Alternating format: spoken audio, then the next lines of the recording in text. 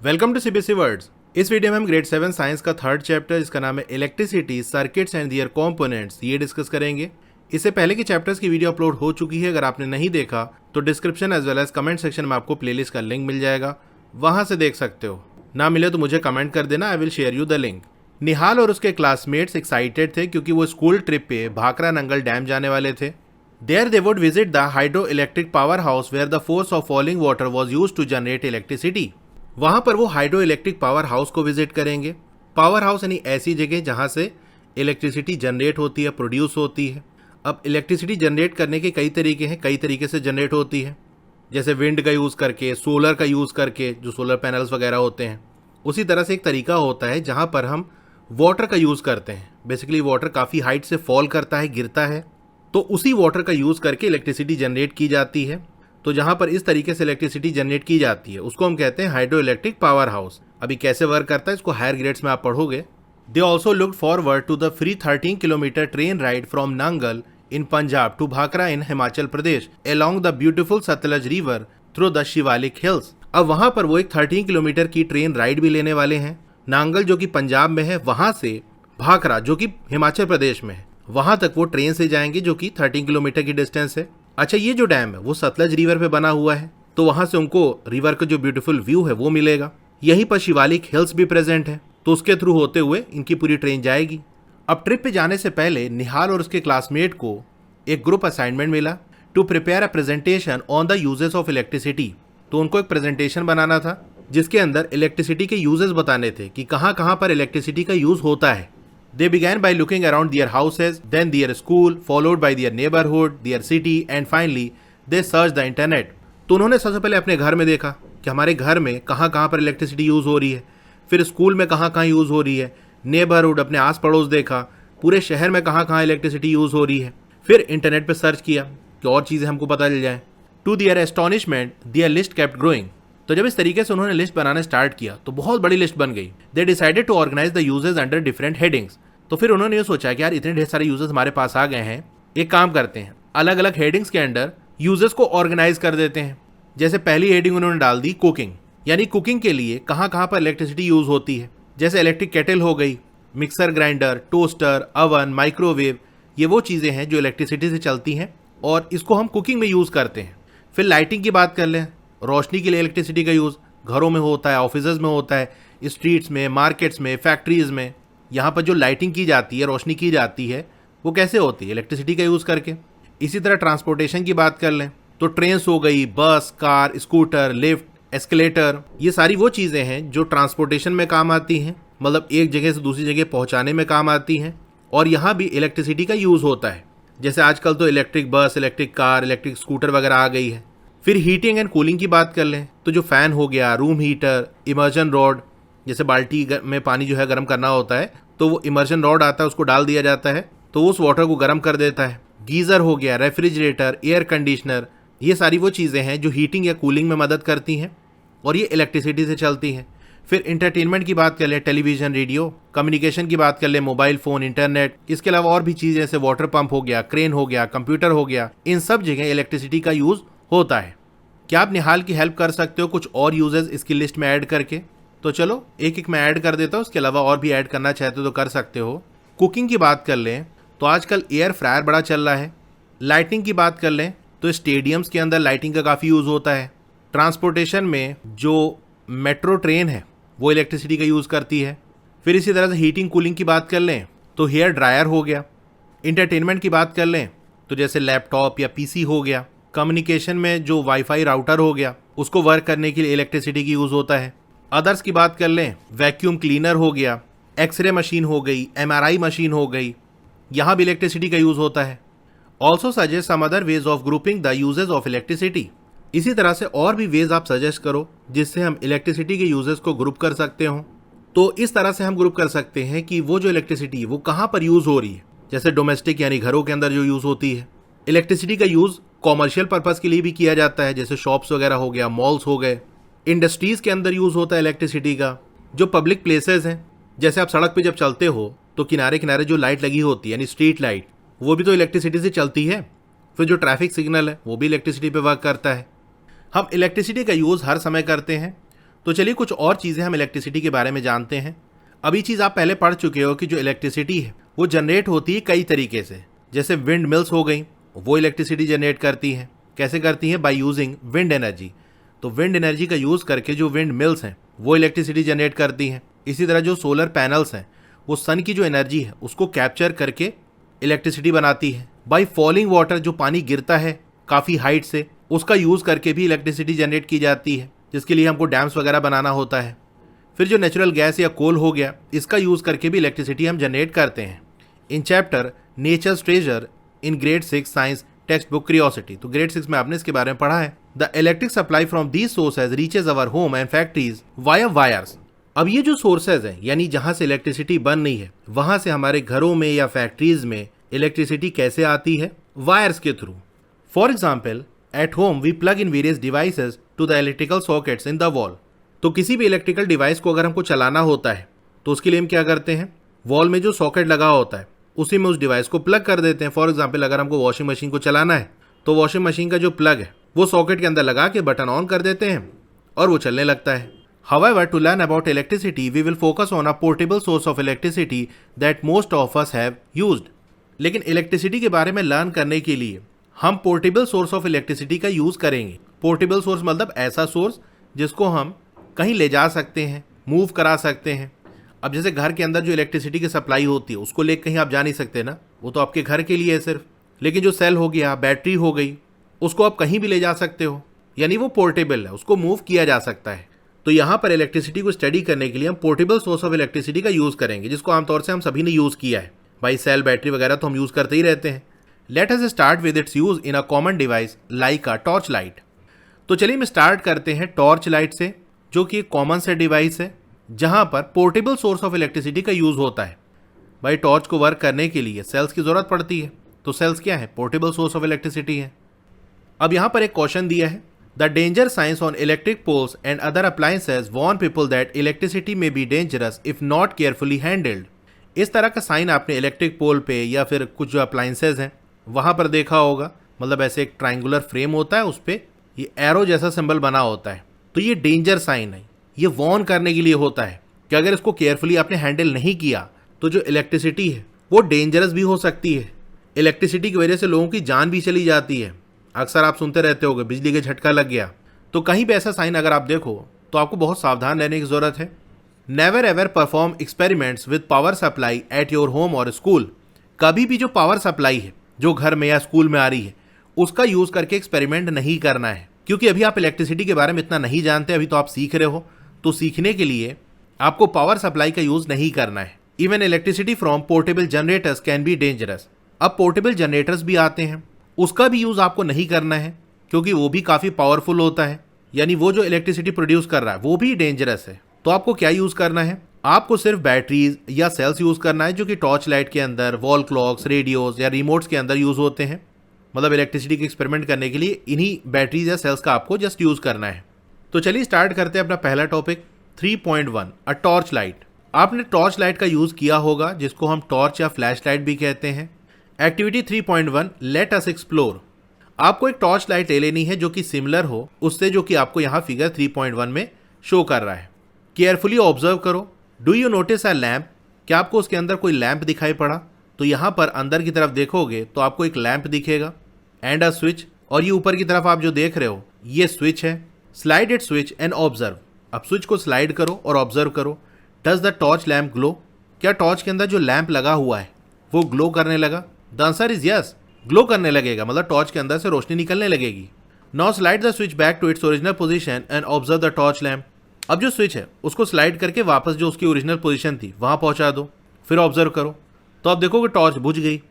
You might have notice that in the first position of the switch the torch lamp glows and in the other position the lamp does not glows. तो आपको ये notice होगा कि जो first position है switch की उसमें lamp glow कर रहा है, वही दूसरी वाली जो पोजीशन है वहां पर लैम्प ग्लो नहीं कर रहा है। Now open the torch light. अब टॉर्च लाइट को ओपन करो। What do you find inside? आपको अंदर क्या मिलेगा? Inside the torch light you may find 2 or more electric sales. तो टॉर्च लाइट को जब ओपन करोगे तो उसके अंदर आपको 2 या 2 से ज्यादा सेल्स मिलेंगे। Why does the torch lamp glow in one position of its switch? अभी सोच रहा है कि स्विच की एक पोजीशन में टॉर्च लैम्प ग्लो क्यों करने लगा, तो इसका आंसर आगे अभी हमको मिलेगा। जब हम स्विच के बारे में पढ़ेंगे, स्विच की वर्किंग के बारे में पढ़ेंगे कि बेसिकली जो स्विच है वो क्या करती है, कैसे वर्क करती है, तब समझ में आएगा कि स्विच की एक पोजीशन में तो जो टॉर्च है वो जल रही है, दूसरे में नहीं जल रही है। 3.2 a simple electrical circuit. To understand how a torch works, let us first find out about its components. अब टॉर्च कैसे वर्क करती है इसको अंडरस्टैंड करने से पहले हम इसके कंपोनेंट्स के बारे में जान लेते हैं कि टॉर्च के अंदर बेसिकली क्या क्या चीज़ें होती हैं। 3.2.1 इलेक्ट्रिक सेल। तो टॉर्च के अंदर एक चीज़ होती है इलेक्ट्रिक सेल। अगर सेल ना होगा तो टॉर्च वर्क नहीं करेगी, तो टॉर्च का एक कंपोनेंट हो गया electric cell. Activity 3.2 let us observe. अब एक इलेक्ट्रिक सेल आप ले लो, उसको टर्न करो और केयरफुली देखो, जैसे कि आपको फिगर 3.2 में दिया हुआ है। ये मेरे पास एक इलेक्ट्रिक सेल है, इसमें आप देख सकते हो इधर प्लस लिखा हुआ और इधर माइनस। बेसिकली सेल में दो एंड्स होते हैं, दो किनारे होते हैं, जिसको हम टर्मिनल्स कहते हैं। एक ये वाला टर्मिनल जहां पर मेटल कैप होती है, ये जो बाहर की तरफ निकला हुआ है इसको हम कहते हैं मेटल कैप। तो मेटल कैप वाले साइड आपको प्लस का साइन मिल जाएगा, मतलब ये पॉजिटिव टर्मिनल है। इसी तरह से आप इधर देखोगे तो एक फ्लैट सा पोर्शन आपको दिखेगा, ये चपटा सा आपको दिख रहा है कि नहीं, तो ये मेटल डिस्क होती है। डिस्क वाला जो टर्मिनल है वो निगेटिव होता है। तो ये सारा मैंने आपको बता दिया कि आपको नोटिस होगा एक पॉजिटिव साइन और एक निगेटिव साइन जो कि मार्क होगा इलेक्ट्रिक सेल पे। Do you also notice that it has a small protruding metal cap. आपने ये भी नोटिस किया कि इलेक्ट्रिक सेल में एक छोटा सा प्रोट्रूडिंग मतलब बाहर निकला हुआ मेटल कैप है।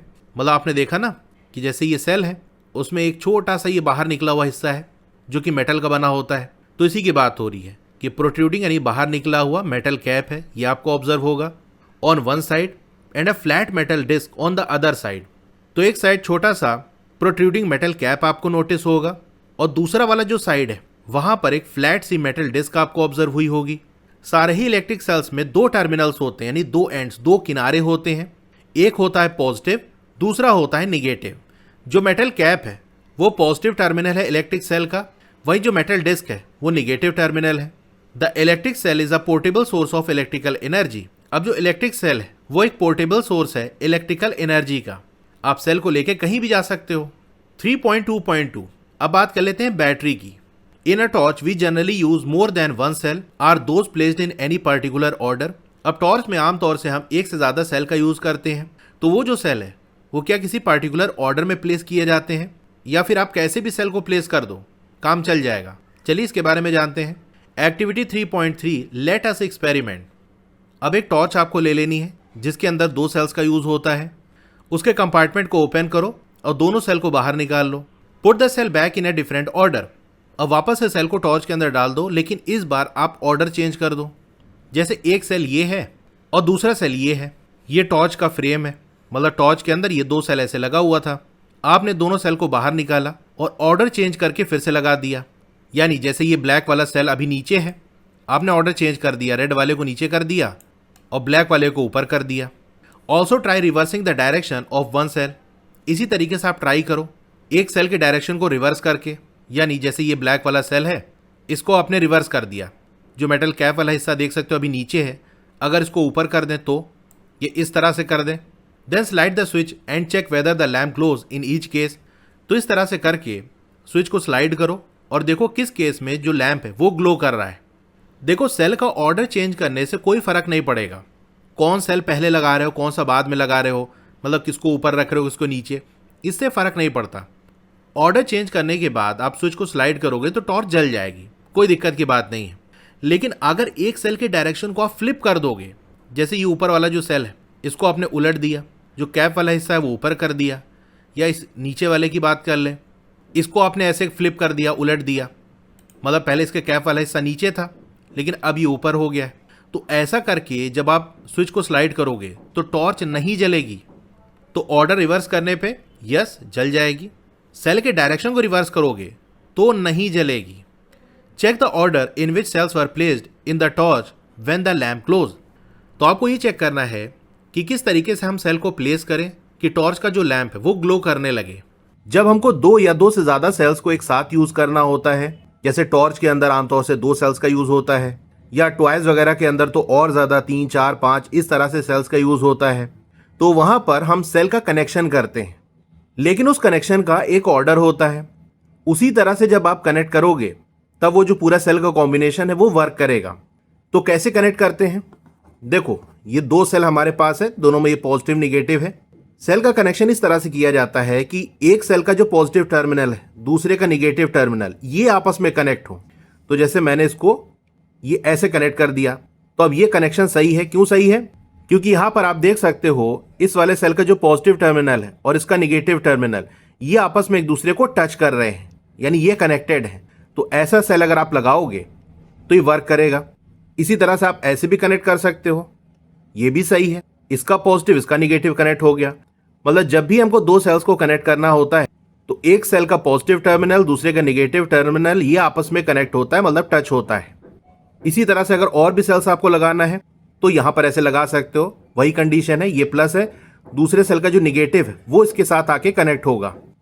अगर इस कनेक्शन को आप रिवर्स कर दोगे, जैसे आपने सोचा कि चलो ऐसे कनेक्ट कर देते हैं पॉजिटिव पॉजिटिव, तो ये सेल वर्क नहीं करेगा। जैसे अगर टॉर्च में लगाओगे तो टॉर्च नहीं जलेगी, या आपने दोनों का निगेटिव ऐसे कनेक्ट कर दिया तो अभी सेल वर्क नहीं करेगा।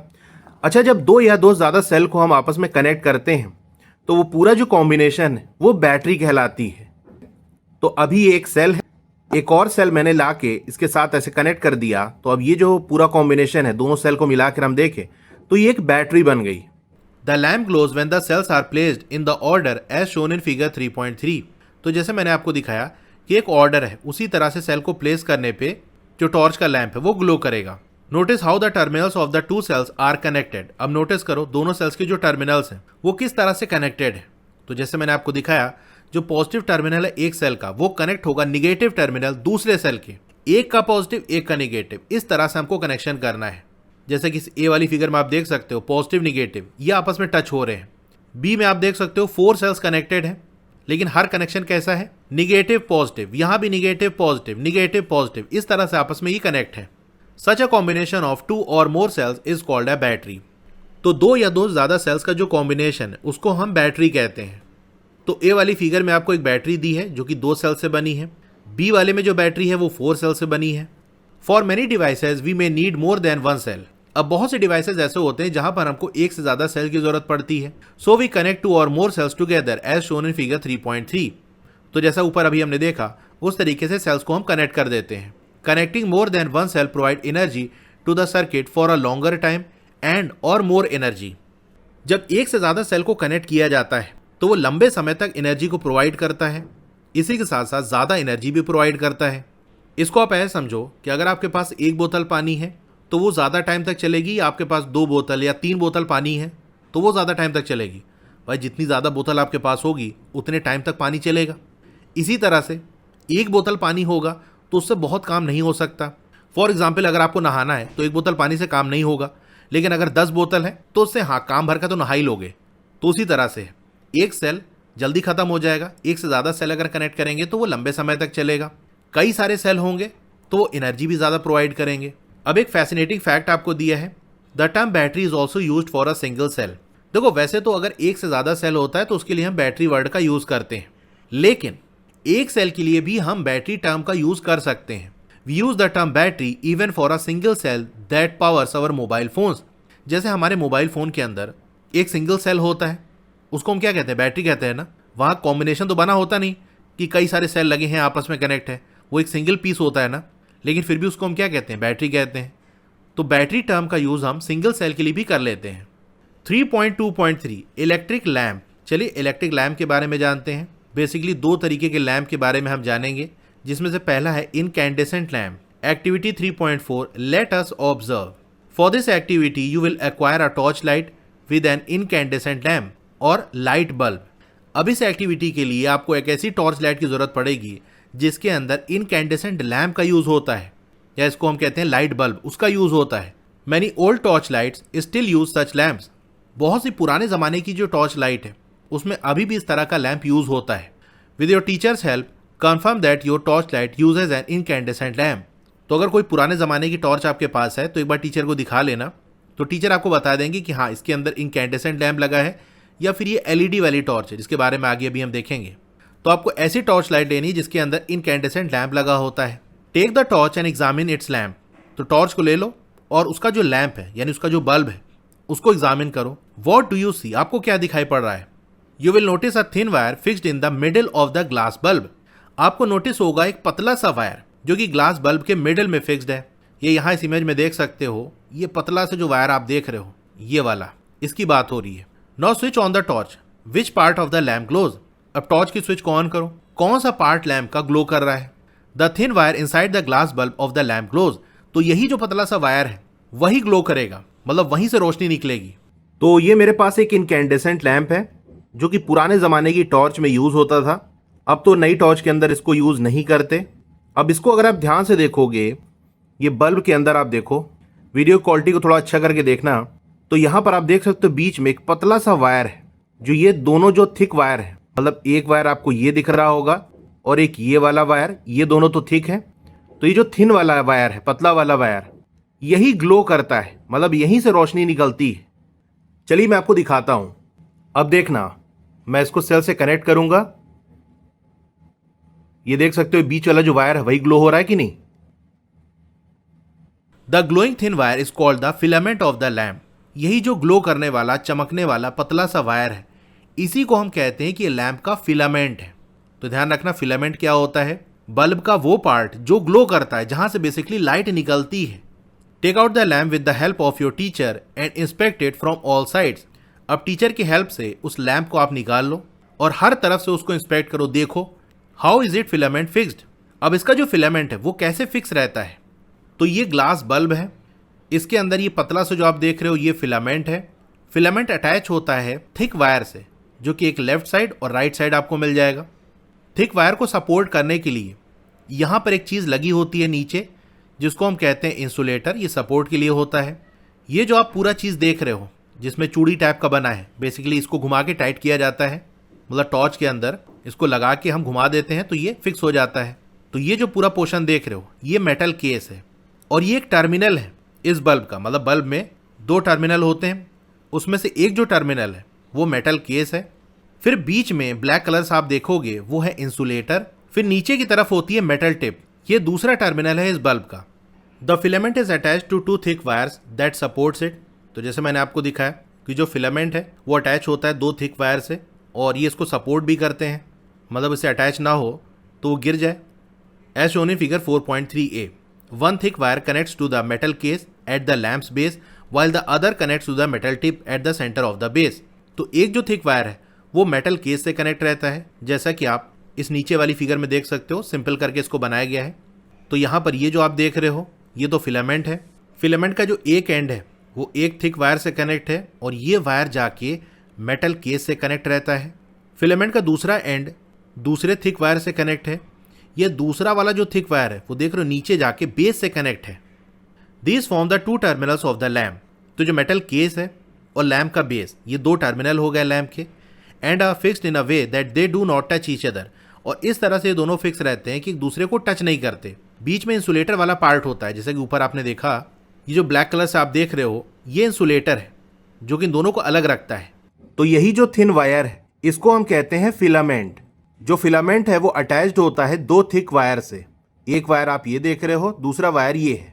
अब ये दोनों जो थिक वाले वायर है उसमें से एक वायर इस बल्ब के फ्रेम से कनेक्ट रहता है। ये जो आप पूरा देख रहे हो फ्रेम है, बेसिकली यहाँ पर इस पॉइंट पे इसको ज्वाइन किया गया है। तो एक जो थिक वाला वायर है वो आके यहाँ फ्रेम से कनेक्ट है और दूसरा वाला जो थिक वायर है वो बेस के सेंटर से, ये नीचे का पोर्शन बेस है, इसका जो सेंटर है यहाँ पर कनेक्ट है।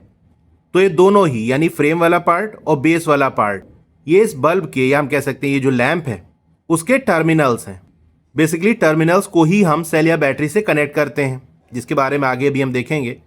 अच्छा, ये दोनों जो टर्मिनल है वो एक दूसरे को टच भी नहीं करते।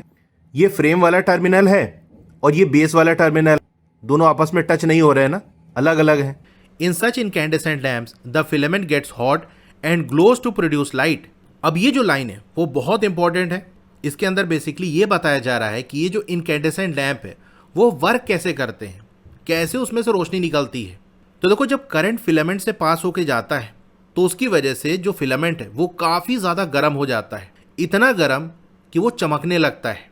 जैसे आप अंगारे को देखते हो ना, अंगारा जब जलता है, यानी जैसे आपने कोयला जलाया, जब वो अंगारा बनता है तो लाल लाल चमकने लगता है, यानी इतना गर्म हो जाता है उसके अंदर से रोशनी निकलने लगती है। ठीक इसी तरह से यहाँ भी होता है कि जो फिलामेंट है वो इतना ज़्यादा गर्म हो जाता है कि उसके अंदर से लाइट प्रोड्यूस होने लगती है। अब ये कह रहा है however my torch has a different kind of lamp, मेरे पास जो टॉर्च है उसके अंदर एक अलग तरह का लैम्प है। In fact it can not be taken out by the torch as it is fixed in it, और उस टॉर्च में से हम लैम्प को बाहर निकाल नहीं सकते क्योंकि वो उसमें फिक्स रहता है। तो ये किस तरह की टॉर्च के बारे में बात कर रहा है, उसके अंदर कैसा लैम्प यूज़ होता है, चलिए उसके बारे में जानते हैं। तो एक दूसरे तरीके का इलेक्ट्रिक लैम्प है जिसको हम कहते हैं LED lamp. Many torches in use today have a light emitting diode, जिसको शॉर्ट में हम एलईडी कहते हैं लैम्प। अब बहुत सी टॉर्चेज जो आज के टाइम यूज़ होती है उसके अंदर एलईडी लैम्प लगा होता है।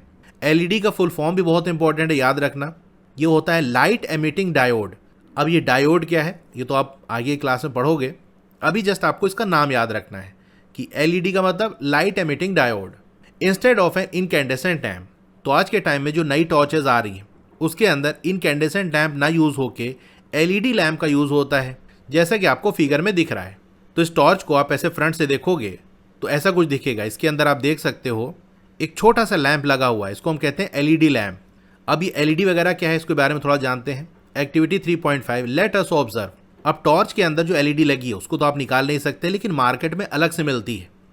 तो किसी भी कलर की आप एलईडी ले लो और उसको ऑब्जर्व करो, क्या उसके अंदर कोई फिलामेंट आपको ऑब्जर्व हो रहा है? द आंसर इज नो, आपको कोई भी फिलामेंट ऑब्जर्व नहीं होगा। Notice the length of 2 wires attach to the LED. अब एलईडी से अटैच आपको 2 वायर दिख रहे होंगे, उसको आप नोटिस करो। Do you find one of those longer than other? क्या दोनों वायर आपको ऐसा दिख रहा है कि एक छोटा एक बड़ा है? हाँ, बिल्कुल ऐसे ही आपको ऑब्जर्व होगा। Unlike the incandescent lamp, LEDs do not have filaments.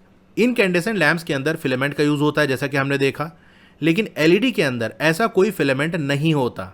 They also have 2 terminals, इनके भी 2 टर्मिनल होते हैं, लेकिन एक होता है पॉजिटिव जो कि अटैच होता है लॉन्गर वायर से, और दूसरा होता है निगेटिव जो कि शॉर्टर वायर से कनेक्ट होता है। अब टॉर्च के अंदर एक या एक से ज़्यादा एलईडी का यूज़ हो सकता है, मतलब एक एलईडी का यूज़ करोगे तो उतनी ब्राइटनेस नहीं होगी, जितना ज़्यादा एलईडीज आप लगाओगे उतना ज़्यादा ब्राइटनेस आपको देखने को मिलेगी। Some times of different shapes in its lamp. अब ये जो एलईडीज हैं वो अलग अलग शेप की भी आती हैं। अब यहाँ पर आपको 2 वायर्स दिख रहे होंगे, ये राइट साइड वाला जो वायर है ये लॉन्ग है, लंबा है, और लेफ्ट साइड वाला वायर थोड़ा छोटा है। एलईडी का जो पॉजिटिव टर्मिनल है वो लॉन्गर वायर से अटैच होता है, और इसका जो निगेटिव टर्मिनल है वो छोटे वाले वायर से अटैच होता है। After having learned about electric cell, battery and electric lamps, we are now ready to make the torch lamp glow using an electric cell और बैटरी। तो हमने इलेक्ट्रिक सेल के बारे में, बैटरी के बारे में, इलेक्ट्रिक लैम्प के बारे में पढ़ लिया, जान लिया। अब हम रेडी हैं टॉर्च लैम्प को ग्लो कराने के लिए। उसके लिए हम इलेक्ट्रिक सेल या बैटरी का यूज़ करेंगे। 3.2.4 making an electric lamp glow using an electric cell और बैटरी। तो चलिए इलेक्ट्रिक लैम्प को हम जलाते हैं इलेक्ट्रिक सेल या बैटरी का यूज़ करके। अब इसके लिए एक एक्टिविटी हमको करनी पड़ेगी 3.6 लेट अस कंस्ट्रक्ट। चलिए कंस्ट्रक्ट करते हैं। एक इलेक्ट्रिक सेल ले लो, an incandescent lamp used in a torch, मतलब पुराने ज़माने की टॉर्च में जो बल्ब यूज़ होता था ना, यानी इनकैंडेसेंट लैम्प, उसको आपको ले लेना है। एक सेल होल्डर, एक lamp holder, 4 lengths of electric wire, यानी 4 पीस इलेक्ट्रिक वायर के आपको ले लेने हैं। Remove about 1 centimetre of plastic covering from both ends of each wire to expose the metal. अब जो वायर्स है ना उनके ऊपर एक कवरिंग होती है जिसको हम इंसुलेशन कहते हैं। तो यहाँ पर जो आप black, red, yellow, blue colour का देख रहे हो ये बेसिकली इंसुलेशन है, कवरिंग है, जो कि प्लास्टिक या और भी मटेरियल्स की बनी होती है। एक्चुअल जो वायर है जिसके अंदर करंट फ्लो होता है वो अंदर की तरफ होता है। ये यहाँ पर आप देख सकते हो ऊपर का पार्ट इसमें से कट करके निकाल दिया गया है। तो ये अंदर जो वायर है मेन जिसके अंदर करंट फ्लो होता है वो आपको दिख रहा होगा। बेसिकली ये कॉपर वायर है। तो जैसा आप यहाँ देख सकते हो ये ऊपर के कुछ पोर्शन में जो कवरिंग है, जो इंसुलेशन है, उसको रिमूव कर दिया गया है। तो ऐसे आपको भी कर लेना है। लगभग 1 सेंटीमीटर की कवरिंग हटा देनी है वायर के दोनों एंड से। मतलब ये जो वायर है ना, इधर साइड ऐसे कवरिंग हटा दो, इधर से भी कवरिंग हटा दो, टू एक्सपोज द मेटल, ताकि अंदर की तरफ जो मेटल है जहाँ पर एक्चुअल करंट फ्लो होता है वो बाहर दिखने लगे। Attach 2 wires to the 2 ends of the cell holder as shown in figure 3.7a। अब एक सेल होल्डर ले लो, उसके दोनों एंड से एक एक वायर कनेक्ट कर दो। जैसे एक वायर इधर से कनेक्ट कर दिया, दूसरा वायर इधर से कनेक्ट कर दिया। Insert the cell in the holder such that it's negative terminal is toward the spring side of the holder, जैसे कि आपको फिगर 3.7b में दिया है। In case a cell holder is not available, fix the 2 wires to the cell using electric tape, जैसे कि आपको figure 3.7c में दिया हुआ है। तो ये मेरे पास एक सेल होल्डर है, इसमें आप देख सकते हो वायर पहले से ही अटैच्ड है। अगर नहीं है तो फिर आपको यहाँ पर ऐसे वायर लगा के टेप वगैरह लगाना होता है, या कनेक्शन का कोई पॉइंट दिया होता है तो कनेक्ट करना होता है। वैसे जनरली इस तरह के सेल होल्डर में वायर पहले से लगा होता है। अब इसमें हम सेल को इंसर्ट करेंगे, लेकिन कैसे, इस तरह से इंसर्ट करें या ऐसे इंसर्ट करें। तो ध्यान रखना, जो निगेटिव टर्मिनल है, ये देख सकते हो ये निगेटिव वाला टर्मिनल है, और ये यहाँ पर आप देख सकते हो होल्डर में स्प्रिंग लगी है, तो निगेटिव टर्मिनल स्प्रिंग वाले साइड में जाएगा, ये ऐसे। तो ये सेल लग गया। अगर आपके पास सेल होल्डर नहीं है तब भी आप एक्सपेरिमेंट कर सकते हो। उसके लिए आपको क्या करना होगा, जैसे आपने ये वायर लिया ना, तो वायर का ये जो अंदर वाला पार्ट है, ये ऊपर वाला पार्ट, उसको ऐसे यहाँ पर आपको लगाना होगा, ऐसे रख के टेप लगा देना। इसी तरह से एक वायर नीचे की तरफ रख के टेप लगा देना, तो वैसे भी कनेक्शन हो जाएगा। Attach two wires to the screws of the lamp holder as shown in figure 3.8a। A वाली फिगर में देख सकते हो एक लैंप होल्डर है, यहाँ पर 2 स्क्रू लगा हुआ है, दोनों से आपको एक एक वायर कनेक्ट कर देना है। होल्डर अलग अलग टाइप का आता है, मेरे पास थोड़ा डिफरेंट है। मेन चीज़ आपको ये करना है ना कि सेल होल्डर के दोनों टर्मिनल से एक एक वायर कनेक्ट कर देना है। Fix the lamp in the holder by turning it around in the holder, figure 3.8b। In case a lamp holder is not available, use electrical tape to attach 2 wires to the 2 ends of the lamp, figure 3.8c। अब ये holder है, इसमें देख सकते हो 2 terminal है, एक इधर वाला और ये एक इधर। दोनों टर्मिनल से मैंने एक एक वायर कनेक्ट कर दिया है। कनेक्ट करने के लिए आपको कुछ नहीं करना है, जैसे देख सकते हो ये वायर है ना, इसी के अंदर डाल के ऐसे, और यहाँ पर ऐसे मैंने दबा दिया, बस इससे टच रहना चाहिए। कैसे भी आप कर सकते हो। इसी तरह से एक वायर मैंने यहाँ पर कनेक्ट कर दिया, तो ये होल्डर के दोनों टर्मिनल से वायर का कनेक्शन हो गया। अगर आपके पास होल्डर नहीं है तब आप क्या करोगे, जैसे मैंने बताया था, एक टर्मिनल आपका ये है और एक नीचे की तरफ है, तो उस केस में एक टर्मिनल से वायर ऐसे लगा देना, यहाँ लगा के टेप लगा देना, और एक वायर ये नीचे वाले टर्मिनल से ऐसे कनेक्ट करके टेप लगा देना, तो उससे भी काम हो जाएगा। अब होल्डर के अंदर हम बल्ब को फिक्स कर देते हैं। उसके लिए आपको ऐसे करके ऐसे घुमा देना होगा, तो ये ऐसे टाइट हो जाएगा। तो अब हम रेडी हैं सेल को लैंप से कनेक्ट करने के लिए, ताकि उसको हम ग्लो करा सकें, जला सकें। इस एक्टिविटी को हम 2 पार्ट में कंडक्ट करेंगे, एक है प्रिडिक्शन, दूसरा है ऑब्जर्वेशन। यानी जो अरेंजमेंट आपको दिया है, पहले तो आपको उसका प्रिडिक्शन करना है। आपको क्या लगता है कि इस तरह के अरेंजमेंट में बल्ब ग्लो करेगा कि नहीं करेगा। सिंपल, आपको जो लगता है, आपको जो समझ में आ रहा है, वो आपको लिख देना है। फिर जो अरेंजमेंट हमको दिया हुआ है वैसे ही अरेंजमेंट बना के देखेंगे कि क्या बल्ब ग्लो कर रहा है कि नहीं।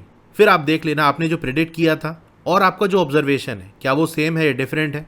सम of the ways in which the lamp and cell can be connected are shown in table 3.1। तो कुछ तरीके हैं जिससे हम लैंप और सेल को कनेक्ट कर सकते हैं, वो आपको टेबल में दिया हुआ है। हर एक अरेंजमेंट के लिए आपको प्रेडिक्ट करना है कि लैंप ग्लो करेगा या नहीं करेगा, और अपना प्रेडिक्शन आपको लिख देना है टेबल 3.1 में। फिर आपको लैंप और सेल को कनेक्ट करना है जैसे कि अरेंजमेंट दिया है, और ऑब्जर्व करो कि क्या एक्चुअल में जो लैंप है वो ग्लो कर रहा है कि नहीं। जो भी ऑब्जर्वेशन है उसको टेबल 3.1 में नोट कर लो। Also for the lamps which glow colour their glass bulbs yellow. जहाँ पर बल्ब ग्लो हो रहा है वहाँ पर आप येलो कलर कर दो बल्ब में। तो ये टेबल 3.1 है, try to make the lamp glow. Note point है, the lamps are not shown glowing in any circuit. किसी भी सर्किट में लैंप को ग्लो करते हुए नहीं दिखाया गया है। मतलब दिखा देंगे तब तो आपको पता ही चल जाएगा, कुछ करने की जरूरत ही नहीं है। आपको बताना है कि ग्लो करेगा कि नहीं। तो फर्स्ट कॉलम में आपको सीरियल नंबर दिया है, सेकंड कॉलम में arrangement of cell and lamp, cell और लैंप के कनेक्शन का अरेंजमेंट आपको दिया है। थर्ड कॉलम में प्रेडिक्शन, यानी आपको क्या लगता है वो लिखना है।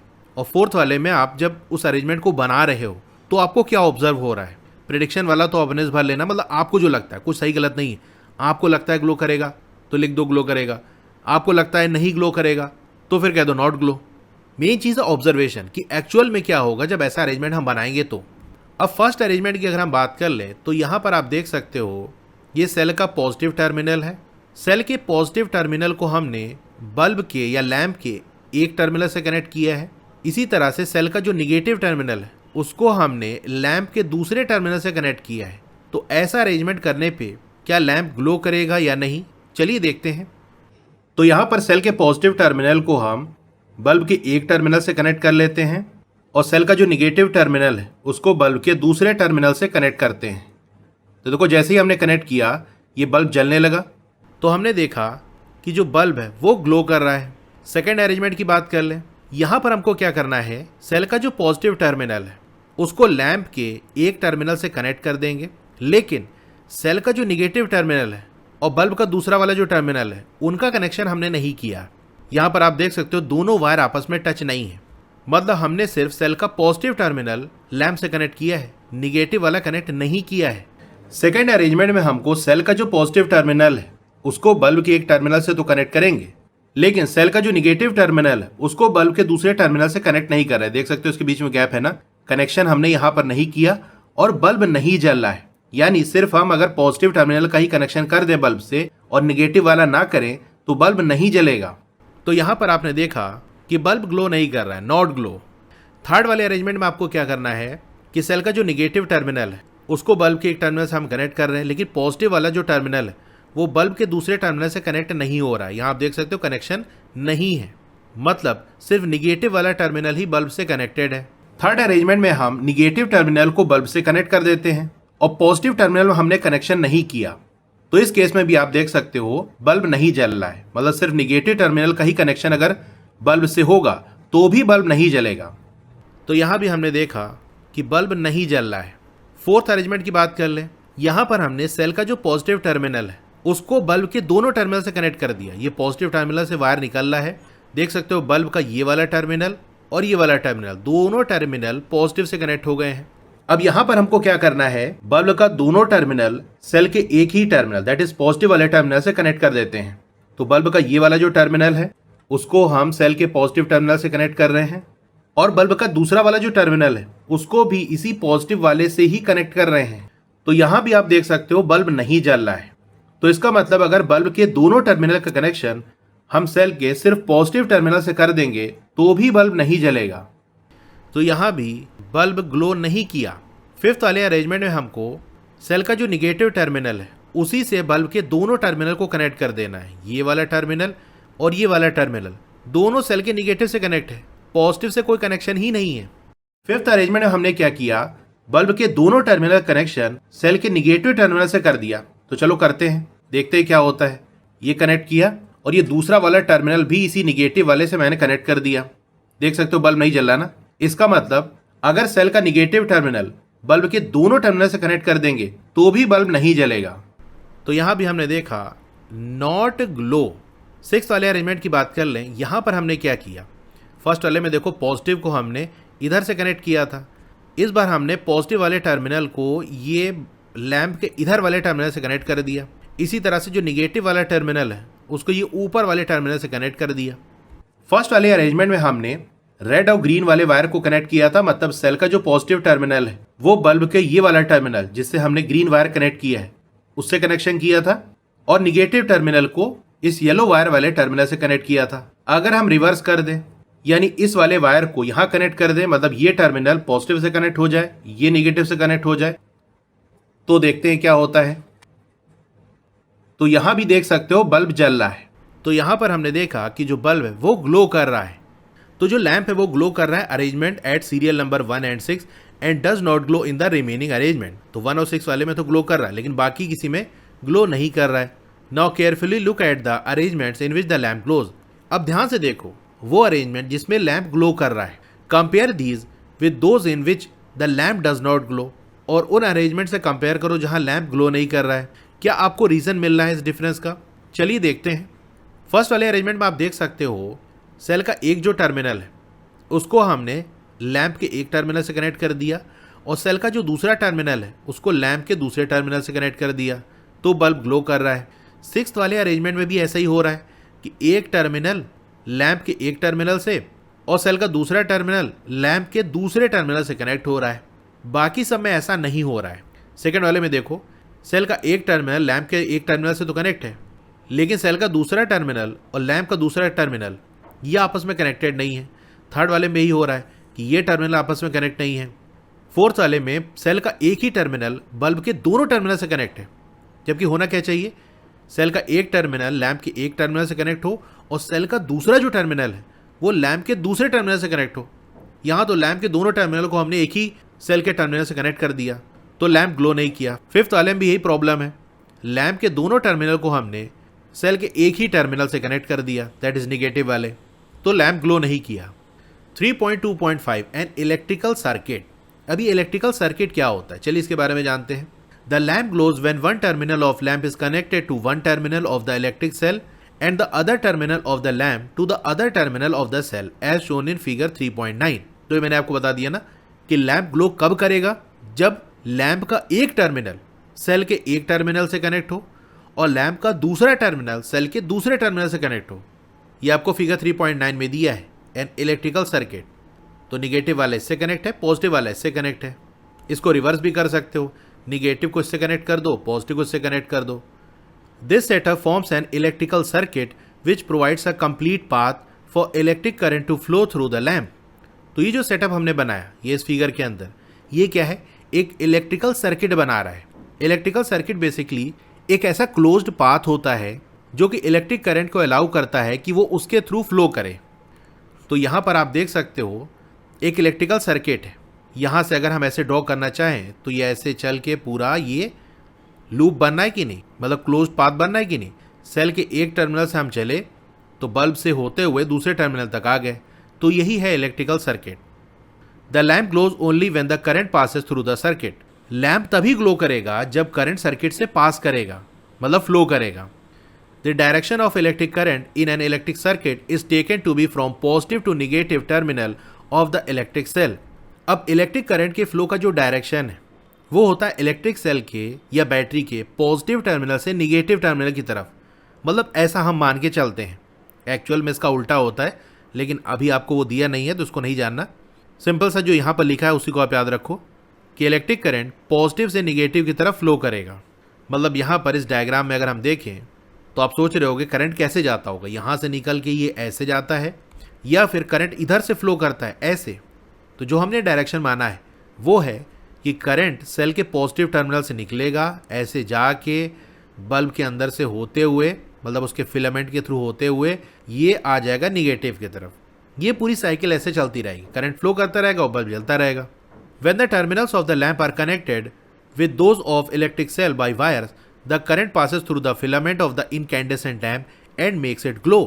तो जब लैंप के टर्मिनल्स को हम इलेक्ट्रिक सेल के टर्मिनल से कनेक्ट करते हैं वायर्स का यूज करके, तो करंट जो है इलेक्ट्रिक लैंप का जो फिलामेंट है उसके थ्रू पास होते हुए जाता है। तो जब करंट उसके थ्रू पास होता है तो वो ग्लो करता है।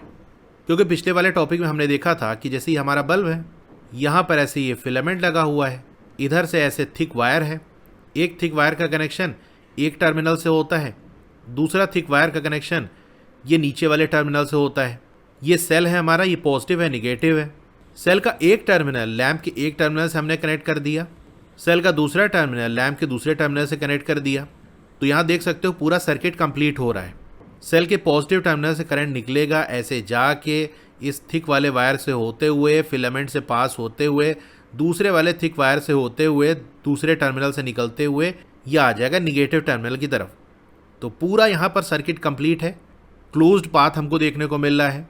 तो करंट फ्लो होगा, करंट जब फिलामेंट के थ्रू पास होगा तो वो ग्लो करने लगेगा। अब आप ये सोच रहे होगे कि करंट पास होने से फिलामेंट ग्लो कैसे करने लगता है, लाइट कैसे निकलने लगती है। तो इसके लिए आपको थोड़ा वेट करना होगा। नेक्स्ट ईयर जब आप ग्रेड 8 में जाओगे तो वहाँ इसका रीज़न आपको मिल जाएगा। With an incandescent lamp it does not matter which of its terminal connected to the positive और negative terminal of the cell.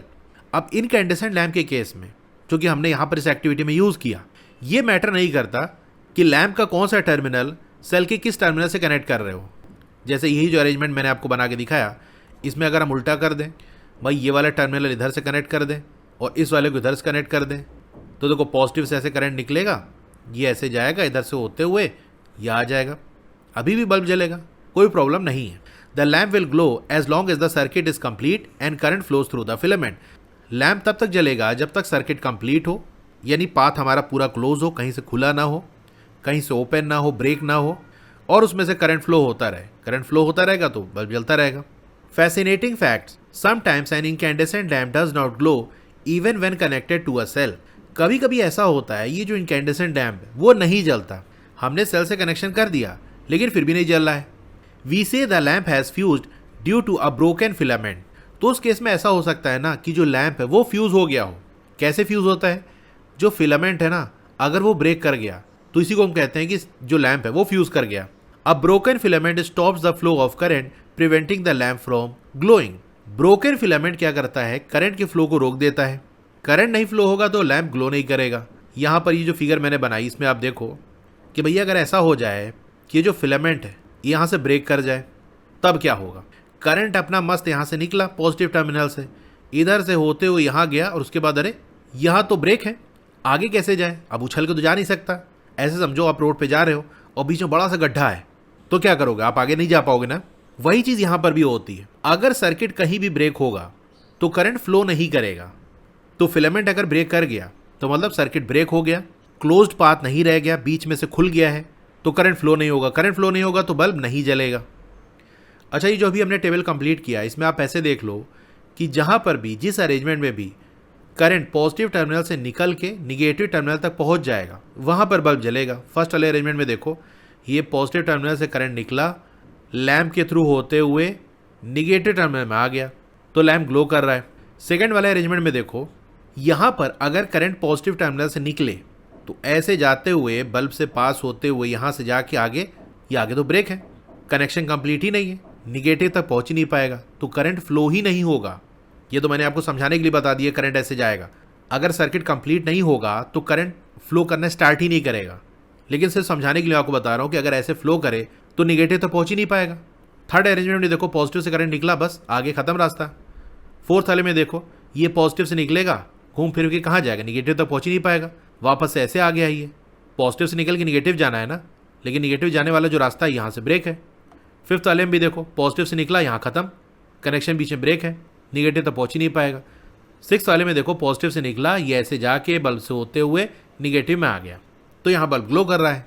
अगर आप क्लास 7 साइंस में अच्छा स्कोर करना चाहते हो तो उसके लिए मैं ओसवाल बुक्स को सजेस्ट करूंगा। ये काफी अच्छी बुक है। इसमें आपको हर चैप्टर के स्टार्टिंग में रिवीजन नोट्स मिल जाएगा, इस तरह के माइंड मैप मिल जाएंगे जो आपको क्विक रिवीजन में हेल्प करेंगे। एक्टिविटी बेस्ड क्वेश्चंस के सॉल्यूशन मिल जाएंगे, टेबल्स के सॉल्यूशन मिल जाएंगे, चैप्टर के एंड में जो एक्सरसाइज के क्वेश्चन हैं उनके सॉल्यूशन, लेटेस्ट सिलेबस के अकॉर्डिंग जो कॉम्पिटेंसी या क्रिटिकल थिंकिंग बेस्ड क्वेश्चंस हैं उनके सॉल्यूशंस आपको लेवल वाइज मिल जाएंगे, जैसे MCQs, match the following, fill in the blanks, true false, assertion reason based questions, passage based questions, very short answer type and long answer type questions के solution मिल जाएंगे। Last में आपको 2 practice paper मिल जाएगा। अगर आपको इस बुक को परचेज करना है तो मैंने डिस्क्रिप्शन में लिंक दे दिया है। पहला लिंक अमेजन का है और सेकंड लिंक ओसवाल बुक की वेबसाइट का है। सेकंड लिंक के थ्रू बाय करने में आपको बेनिफिट ये मिलेगा कि अगर आप मेरा कूपन कोड उस्मान10 का यूज करते हो तो आपको 10% का एक्स्ट्रा डिस्काउंट मिल जाएगा। अब चलिए एलईडी को ग्लो कराते हैं।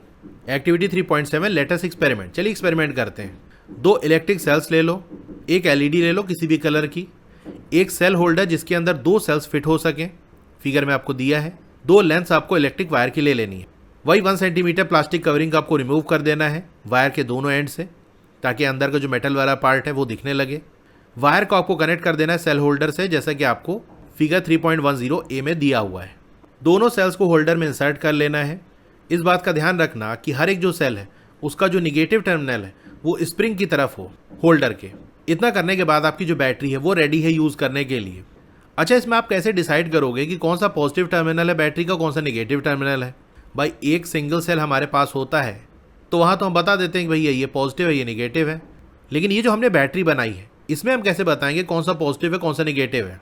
The terminal of the holder which is connected to the positive terminal of one cell is positive and the one connected to the negative terminal of the other cell is the negative terminal. तो holder का वो terminal जो कि एक cell के positive terminal से connect है वो पॉजिटिव टर्मिनल हो जाएगा बैटरी का। वहीं वो टर्मिनल होल्डर का जो दूसरे वाले सेल के निगेटिव टर्मिनल से कनेक्ट है वो निगेटिव टर्मिनल हो जाएगा। तो ये मेरे पास एक 2 सेल वाला होल्डर है, एक वायर यहाँ पे कनेक्ट करेंगे, एक वायर यहाँ पे कनेक्ट कर देते हैं।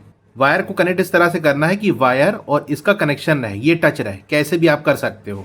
तो मैं इसके अंदर रख के इसको ऐसे घुमा देता हूँ तो ये कनेक्शन हो गया। इसी तरह से ब्लैक वाला वायर भी कनेक्ट कर लेते हैं तो ये कनेक्शन हो गया यहाँ पर। अब इसके अंदर सेल लगा लेंगे। सेल उसी तरह से लगाना है कि जो निगेटिव टर्मिनल है वो स्प्रिंग की तरफ होगा। इसी तरह से दूसरे साइड एक और सेल लगा लेंगे। अब इसमें हमको ये कैसे पता चलेगा कि कौन सा टर्मिनल पॉजिटिव है कौन सा निगेटिव? तो यहाँ पर आप देख सकते हो ये पॉजिटिव टर्मिनल है और ये कनेक्ट है रेड वाले वायर से, मतलब रेड वाला जो वायर है उधर से पॉजिटिव वाला कनेक्शन है। इधर देख सकते हो ये निगेटिव है, तो यहाँ से ये जो कनेक्शन है ब्लैक वायर में वो निगेटिव का है, मतलब रेड वाला पॉजिटिव टर्मिनल हो गया, ब्लैक वाला निगेटिव टर्मिनल हो गया, क्योंकि हमने यहाँ पर कनेक्शन किया है ना। तो इधर साइड जो टर्मिनल्स होंगे वही इनके होंगे। Now connect the free end of the battery positive terminal wire to the long wire of LED and the free end of the second wire to the shorter wire of LED, जैसे कि आपको figure 3.10 सी में दिया हुआ है। Does the LED glow? अब जैसा कि मैंने आपको दिखाया था कि एलईडी में 2 वायर्स होते हैं, एक लॉन्ग वाला, ये इधर देख सकते हो ये लॉन्ग वाला है, और ये शॉर्ट वाला है। तो अभी हम क्या करते हैं, ये जो लॉन्ग वाला वायर है उसको बैटरी के पॉजिटिव टर्मिनल से कनेक्ट करते हैं और छोटा वाला जो वायर है वो निगेटिव से कनेक्ट हो जाएगा। मतलब लॉन्ग वाला वायर रेड वाले वायर से कनेक्ट करेंगे और जो छोटा वाला वायर है एलईडी का उसको ब्लैक से कनेक्ट करेंगे। देख सकते हो यहाँ पर एलईडी जल रही है, तो यहाँ पर हमने देखा कि एलईडी क्या कर रही है, ग्लो कर रही है। Repeat the above step but interchanging the wires connected to the LED. ऊपर वाले स्टेप को आप रिपीट करो, इस बार वायर्स को आपको इंटरचेंज कर देना है। क्या एलईडी ग्लो कर रही है? अब अगर कनेक्शन को हम रिवर्स कर दें, ये लॉन्ग वाला वायर रेड वाले वायर से कनेक्ट ना करके, मतलब पॉजिटिव टर्मिनल से कनेक्ट ना करके इसको निगेटिव से कनेक्ट कर दें तो क्या होगा? तो अब ये छोटा वाला जो वायर है उसको पॉजिटिव से कनेक्ट कर देते हैं और एलईडी का जो बड़ा वाला वायर है उसको बैटरी के निगेटिव टर्मिनल से कनेक्ट कर देते हैं। तो यहाँ पर आप देख सकते हो एलईडी नहीं जल रही है। तो यहाँ पर हमने देखा एलईडी ग्लो नहीं कर रही है। तो ये आपको फिगर में भी दिया हुआ है, करके भी मैंने आपको दिखा दिया कि एलईडी का जो लॉन्ग वाला वायर है जो कि पॉजिटिव होता है, जब हमने बैटरी के पॉजिटिव टर्मिनल से कनेक्ट किया, और एलईडी का जो छोटा वाला वायर है जो कि निगेटिव होता है उसको हमने बैटरी के निगेटिव से कनेक्ट किया, तो इस केस में एलईडी जल रही है। वहीं डी वाली फिगर में आप देख सकते हो कि अगर एलईडी का जो छोटा वाला वायर है, दैट इज निगेटिव वाला जो टर्मिनल है, उसको बैटरी के पॉजिटिव टर्मिनल से कनेक्ट कर दें, और जो बड़ा वाला वायर है एलईडी का विच इज़ पॉजिटिव, उसको बैटरी के निगेटिव से कनेक्ट कर दें, तो इस केस में एलईडी नहीं जल रही है। तो आपने ऑब्जर्व किया होगा जो एलईडी है वो ग्लो कर रही है फर्स्ट केस में, फिगर 3.10C में देख सकते हो, और ग्लो नहीं कर रही है दूसरी वाले में, यानी डी वाले में। It is because the current can pass through LED in one direction only. ऐसा इसलिए हो रहा है क्योंकि जो करंट है ना एलईडी में वो सिर्फ एक ही डायरेक्शन में फ्लो कर सकता है। इनकैंडेसेंट लैंप के केस में हमने देखा कि लैंप का कौन सा टर्मिनल सेल के किस टर्मिनल से कनेक्ट कर रहे हो, बल्ब ग्लो कर रहा है। लेकिन एलईडी के केस में ऐसा नहीं होता। थोड़ा सा मैं आपको ड्रॉ करके दिखा देता हूँ। अगर हम सेल के पॉजिटिव टर्मिनल को लैंप के ऊपर वाले टर्मिनल से कनेक्ट कर दें और निगेटिव टर्मिनल को लैंप के नीचे वाले टर्मिनल से कनेक्ट कर दें, तो इस केस में जो बल्ब है वो ग्लो कर जाएगा। वहीं अगर हम ऐसा कर दें कि सेल का जो पॉजिटिव टर्मिनल है उसको लैंप के नीचे वाले टर्मिनल से और निगेटिव वाले टर्मिनल को लैंप के ऊपर वाले टर्मिनल से कनेक्ट कर दें, तो भी बल्ब जल जाएगा। ऐसा इसलिए क्योंकि जो इनकैंडेसेंट लैंप है उसका कोई पॉजिटिव या निगेटिव टर्मिनल नहीं होता। सेल में तो देख सकते हो ये पॉजिटिव ये निगेटिव है, लेकिन लैंप में कहीं प्लस माइनस लिखा हुआ है, नहीं लिखा ना, मतलब इधर कोई पॉजिटिव निगेटिव नहीं होता, किसको किधर भी कनेक्ट कर सकते हो। लेकिन एलईडी में एक टर्मिनल पॉजिटिव एक निगेटिव होता है। तो वहाँ पर अगर आप बैटरी का पॉजिटिव टर्मिनल एलईडी के पॉजिटिव से और बैटरी का निगेटिव एलईडी के निगेटिव से कनेक्ट करोगे, तो उसी केस में जो एलईडी है वो जलेगी। अगर कनेक्शन रिवर्स कर दोगे तो नहीं जलेगी, जैसे कि हमने ऑब्जर्व कर लिया। तो जो मैंने आपको बताया वही यहाँ पर लिखा है, the current passes through the LED only when the positive terminal that is longer wire of the LED is connected to the positive terminal of the battery and negative terminal that is shorter wire of the LED is connected to the negative terminal of the battery. तो current सिर्फ तभी पास होगा जब LED का जो positive terminal है जो कि लॉन्ग वाला वायर होता है वो बैटरी के पॉजिटिव से कनेक्ट हो। इसी तरह से एलईडी का जो निगेटिव टर्मिनल है जो कि छोटा वाला वायर है वो बैटरी के निगेटिव से कनेक्ट हो, तब करंट फ्लो होगा, अदरवाइज नहीं। When the current pass through the LED, it glows. जब LED से करंट पास होगा तो वो ग्लो करेगी। Always take care to connect an LED correctly in the circuit to make it glow. इस बात का आपको ध्यान रखना है कि सही तरीके से LED को आपको कनेक्ट करना है। जैसे कि हमने देख लिया इनकैंडेसेंट लैंप में तो इधर उधर कर सकते हो, लेकिन LED में टर्मिनल्स चेंज नहीं कर सकते। तो ग्लो कराने के लिए आपको ध्यान रखना है इस बात का।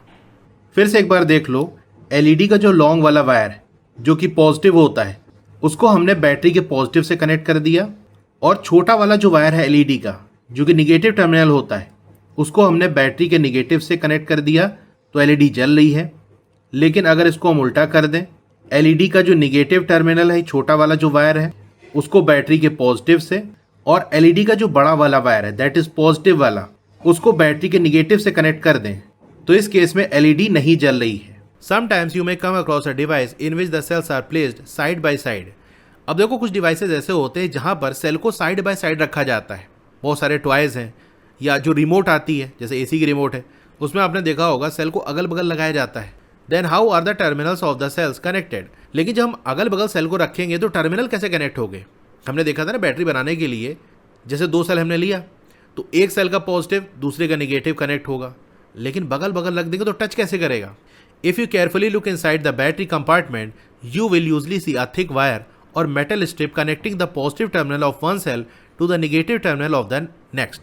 अगर उस डिवाइस के बैटरी कंपार्टमेंट आप देखोगे जहाँ पर सेल लगता है तो वहाँ आपको पता चलेगा कि एक मोटा सा वायर या मेटल स्ट्रिप है जो कि एक सेल के पॉजिटिव टर्मिनल को दूसरे सेल के निगेटिव टर्मिनल से कनेक्ट कर रही है। To help with proper placement plus and minus symbols are typically printed inside. सही तरीके से आप सेल लगा सको इसीलिए वहाँ पर प्लस और माइनस सिंबल भी प्रिंट रहता है कि भैया इधर साइड प्लस लगाना है, इधर माइनस लगाना है। अब ये एसी का रिमोट है और इसमें आप देख सकते हो सेल साइड बाय साइड लगा हुआ है, लेकिन फिर भी इन दोनों का कनेक्शन है।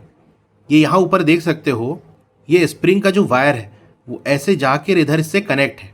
तो स्प्रिंग वाला क्या होता है, नेगेटिव टर्मिनल, और यहाँ पर स्प्रिंग ये नीचे की तरफ है, मतलब ये पॉजिटिव टर्मिनल हो गया। तो ये दोनों सेल आपस में कनेक्ट है, ये निगेटिव टर्मिनल और ये पॉजिटिव टर्मिनल ऐसे आपस में कनेक्टेड है। तो यहाँ पर आप फिगर में देख सकते हो ये दो सेल हैं, अगल बगल रखे हैं। तो वैसे तो सिंपल रख दोगे तो कनेक्शन कंप्लीट नहीं होगा। यहाँ पर लेफ्ट वाले सेल का जो पॉजिटिव टर्मिनल है उसको वायर की हेल्प से राइट साइड वाले जो सेल का निगेटिव टर्मिनल है उससे कनेक्ट किया गया है। तो ऐसे किया जा सकता है, या फिर हम ऐसा कर सकते हैं एक सेल को सीधा रख दें, एक उल्टा रख दें, तो उससे और काम हमारा आसान हो जाएगा। ये राइट साइड वाला अरेंजमेंट आप देखो, इसके अंदर लेफ्ट वाले को उल्टा रख दिया, राइट वाले को सीधा रख दिया। तो अब क्या होगा, इधर पॉजिटिव इधर निगेटिव आ गया, तो एक छोटे वायर से भी हम कनेक्ट कर सकते हैं। 3.2.6 इलेक्ट्रिक स्विच। अब ये इलेक्ट्रिक स्विच क्या होती है, कैसे वर्क करती है, चलिए इसके बारे में जानते हैं। अब इसका क्वेश्चन ये है कि किस तरीके से जो स्विच है वो टॉर्च लाइट को ऑन या ऑफ करती है। तो चलिए सबसे पहले हम एक सिंपल सी अपनी खुद की स्विच बना लेते हैं। उसके लिए हमको एक्टिविटी करनी पड़ेगी 3.8 लेट अस कंस्ट्रक्ट। चलिए कंस्ट्रक्ट करते हैं। आपको 2 ड्राइंग पिन्स ले लेना है, एक सेफ्टी पिन या फिर आप पेपर क्लिप भी ले सकते हो, 2 वायर्स, एक छोटा पीस कार्डबोर्ड का, ये सारी चीज़ें आपको ले लेनी है। अब इससे स्विच कैसे बनेगी, चलिए मैं आपको प्रैक्टिकली करके दिखाता हूँ। चलिए एक स्विच बनाते हैं। उसके लिए आपको एक कार्डबोर्ड का छोटा सा पीस चाहिए होगा, 2 ड्राइंग पिन, अब मेरे पास ड्राइंग पिन नहीं थी तो मैं यहाँ पर स्क्रू का यूज़ कर लेता हूँ, और एक सेफ्टी पिन। एक स्क्रू को मैं यहाँ पर इंसर्ट करूँगा और ये कार्डबोर्ड में यहाँ पर फिक्स कर दिया। दूसरा स्क्रू यहाँ पर ऐसे कुछ डिस्टेंस पे कार्डबोर्ड में इंसर्ट कर देंगे, इस तरह से कि ये जो सेफ्टी पिन है वो ऐसे रोटेट कर सके, और अगर हम चाहे तो यहाँ पर ये इसको टच भी कर सके। तो दूसरा वाला जो स्क्रू है उसको बहुत दूर नहीं रखना है। मान लो आपने थोड़ा बड़ा पीस ले लिया कार्डबोर्ड का, यहाँ पर स्क्रू लगा दिया, तो फिर ये जो सेफ्टी पिन है उसको टच नहीं कर पाएगी। तो इस बात आपको ध्यान रखना है, एक तो ये रोटेट कर सके, दूसरा अगर हम चाहें तो ये इसको ऐसे दूसरे वाले स्क्रू को टच कर सके। अब इन दोनों स्क्रू से वायर्स को कनेक्ट कर देना है। तो एक वायर आप ऐसे यहाँ पर लगा देना। अब आप चाहो तो पहले स्क्रू के अंदर वायर को लगा के फिर उसके बाद इंसर्ट करो, यानी इस तरह से पहले करेक्शन कर लो, उसके बाद इसमें इंसर्ट करो। इसी तरह से एक वायर इस वाले स्क्रू से कनेक्ट कर लो। तो ये हमारी स्विच बन चुकी है। अभी जो पोजीशन आप स्विच की देख रहे हो, यानी जब स्विच इस तरह से होती है कि यहाँ पर देख सकते हो दोनों का कनेक्शन नहीं हुआ है, तो ये स्विच की ऑफ वाली पोजीशन है। अगर इस सेफ्टी पिन को रोटेट करा के यहाँ इससे टच करा दें तो देख सकते हो दोनों साइड का कनेक्शन हो गया। मतलब अगर करंट इधर से आएगा तो इधर से होते हुए इस सेफ्टी पिन से होते हुए इधर से निकल जाएगा, या इधर से आएगा तो ऐसे चला जाएगा। पूरा यहाँ से पाथ जो है वो क्लोज्ड है, तो इधर से उधर करंट का फ्लो हो सकता है। तो ये जो पोजीशन है स्विच की, इसको हम कहते हैं ऑन वाली पोजीशन। अब चलिए जो स्विच हमने बनाया उसको टेस्ट भी कर लेते हैं कि क्या ये सही वर्क कर रही है कि नहीं। उसके लिए हमको एक्टिविटी 3.9 करना होगा, लेट अस टेस्ट। आपको कनेक्ट कर लेना है इलेक्ट्रिक सेल, लैंप और स्विच को, जैसा कि आपको फिगर 3.8a में शो कर रहा है। ये इस तरह से हमको अरेंजमेंट बना लेना है, जहां पर सेल का एक टर्मिनल लैंप के एक टर्मिनल से कनेक्ट होगा और सेल का दूसरा टर्मिनल स्विच में लगी हुई एक पिन से कनेक्ट होगा। इसी तरह से लैंप का जो दूसरा वाला टर्मिनल है उसको स्विच के दूसरे वाले पिन से कनेक्ट कर लेना है। मतलब स्विच का एक कनेक्शन लैंप से होगा और एक सेल से होगा। इसी के साथ साथ सेल का एक टर्मिनल लैंप के एक टर्मिनल से कनेक्ट होगा। अभी देख सकते हो स्विच ऑफ वाली पोजीशन पे है। आपकी बुक में जो फिगर 3.8a है उसको आप देखो, वैसा ही कनेक्शन हमको बनाना है। तो ये हमारी स्विच हो गई, ये सेल हो गया, और ये हमारा लैंप है, इसका कनेक्शन करना है। कैसे करेंगे, देखो सेल का एक टर्मिनल स्विच से कनेक्ट होगा, दूसरा टर्मिनल लैंप से कनेक्ट होगा, और लैंप और स्विच का भी कनेक्शन होगा। तो जैसे हम पहले स्विच और सेल को कनेक्ट कर लेते हैं, तो चाहे तो आप ये वाला वायर इससे कनेक्ट कर लो या ये वाला वायर, आपकी मर्जी। तो चलो इन्हीं दोनों को ऐसे हम कनेक्ट कर लेते हैं। तो ये इधर कनेक्शन हो गया। अब इसी तरह से लैंप और सेल का कनेक्शन कर देंगे। अब जैसे यहां पर मैंने ग्रीन वाले वायर को रेड से कनेक्ट किया, आप चाहो तो येलो वाला कनेक्ट कर दो, मतलब कोई सा एक कनेक्ट करना है। अब ये दोनों जो वायर है इनको आपस में कनेक्ट कर लो। अभी आप देख सकते हो हमारी जो स्विच है वो ऑफ वाली पोजीशन पे है। यहां से सर्किट ओपन है, कनेक्शन कंप्लीट नहीं है, करंट नहीं फ्लो होगा तो लैंप नहीं जलेगा। लेकिन अगर हम इस सेफ्टी पिन को रोटेट करके यहां इससे टच करा दें तब क्या होगा देखना। ये देखो हमारा लैंप जो है वो जलने लगा, क्योंकि अब सर्किट क्लोज हो चुका है, करंट फ्लो हो रहा है। करंट फ्लो होगा तो लैंप जलेगा। तो इस स्विच की ऑन वाली पोजीशन है जहां पर लैंप ग्लो कर रहा है। तो इस तरीके से स्विच वर्क करती है। जब स्विच को हम ऑन करते हैं सर्किट कंप्लीट हो जाता है, करंट फ्लो होने लगता है और वो डिवाइस वर्क करता है। जब स्विच को हम ऑफ कर देते हैं तो सर्किट ब्रेक हो जाता है, करंट फ्लो नहीं होता, जिसकी वजह से वो डिवाइस वर्क नहीं करता। Does the lamp glow? क्या लैंप ग्लो किया? तो आपने देखा लैंप ग्लो नहीं कर रहा है क्योंकि अभी हमारी जो स्विच है वो ऑफ है। आप देख सकते हो जो सेफ्टी पिन है और दूसरी वाली जो ड्राइंग पिन है इसके बीच में गैप है, ये दोनों आपस में टच नहीं है, तो कनेक्शन कंप्लीट नहीं, करंट नहीं फ्लो होगा, करंट फ्लो नहीं होगा तो लैंप नहीं जलेगा। Rotate the free end of the safety pin till it touches the other drawing pin as shown in figure 3.8b। अब आपको सेफ्टी पिन को रोटेट करना है इस तरह से कि ये दूसरे वाले पिन को टच कर जाए। Does the lamp glow now? तो इस केस में देखा लैंप ग्लो करने लगा क्योंकि यहाँ पर जो स्विच है वो ऑन वाली पोजीशन पे है। ये जो सेफ्टी पिन है वो दोनों ड्राइंग पिन के बीच का जो कनेक्शन है उसको कंप्लीट कर रही है। कहीं पे सर्किट यहाँ पर ब्रेक नहीं है, कोई गैप नहीं है। When the safety pin touches both drawing pins, it closes the gap and completes the path and allows the current to flow। देखो जब सेफ्टी पिन दोनों ड्राइंग पिन को टच करती है तो उनके बीच का जो गैप है वो क्लोज हो जाता है और जो पाथ है वो कंप्लीट हो जाता है। बीच में जो गैप था वो खत्म हो गया, पाथ कंप्लीट हो गया। पाथ कंप्लीट हो जाएगा तो करंट फ्लो हो जाएगा। यानी एक ड्राइंग पिन हमने ऐसे लगा दिया, एक यहाँ पे लगा दिया, अभी इसके बीच में गैप है, हमने एक सेफ्टी पिन लगा दी, अभी ये सेफ्टी पिन इस वाले ड्राइंग पिन को टच नहीं कर रही है तो दोनों ड्राइंग पिन आपस में कनेक्टेड नहीं है, इनके बीच में गैप है। लेकिन जब सेफ्टी पिन को हम रोटेट करके इस तरह से टच करा दे रहे हैं तो उस केस में दोनों ड्राइंग पिन के बीच का जो गैप है वो क्लोज हो जा रहा है क्योंकि बीच में हमारी सेफ्टी पिन है जो इनको आपस में कनेक्ट कर दे रही है। तो करंट को फ्लो करने का पाथ मिल गया कि करंट अगर इधर से इधर जाना चाहे या फिर उधर से इधर आना चाहे तो आ सकता है। We call this on position. तो इस पोजीशन को हम क्या कहते हैं? ऑन पोजीशन, जैसा कि आपको फिगर 3.8b में दिया हुआ है। तो यहाँ पर जो स्विच है वो ऑन है, where the circuit is closed and the current flows from the cell's positive to negative terminal making the lamp glow. तो जब स्विच ऑन होगी तो सर्किट क्या होगा? क्लोज होगा। सर्किट क्लोज का मतलब ये कि पूरे सर्किट में कहीं कोई गैप नहीं है, कहीं कुछ ब्रेक नहीं है, कंप्लीट पाथ है, या हम कह सकते हैं क्लोज्ड पाथ बना हुआ है। करंट पॉजिटिव टर्मिनल से निकल के निगेटिव टर्मिनल में चला जाएगा। तो जब करंट को फ्लो करने का कंप्लीट पाथ मिल जाता है तो ऐसे सर्किट को हम कहते हैं कि सर्किट क्लोज्ड है। When the safety pin does not touch the second drawing pin, the gap in the circuit prevents current flow and the lamp does not glow। वही जब सेफ्टी पिन दूसरी वाली ड्राइंग पिन को touch नहीं करती तो circuit में gap आ जाता है जिसकी वजह से करंट फ्लो नहीं हो पाता क्योंकि करंट को कॉन्टिन्यूअस पाथ चाहिए, क्लोज्ड पाथ चाहिए, कहीं बीच में खुला ना हो, गैप ना हो। तो अगर गैप आ जाएगा तो करंट फ्लो नहीं होगा, करंट फ्लो नहीं होगा तो लैम्प ग्लो नहीं करेगा।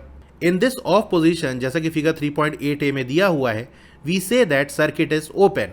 तो ये ए वाली फिगर में आप देख सकते हो स्विच हमारी ऑफ है, तो स्विच ऑफ होगी तो सर्किट ब्रेक है, यहाँ पर बीच में गैप है, तो इसी को हम कहते हैं सर्किट ओपन है।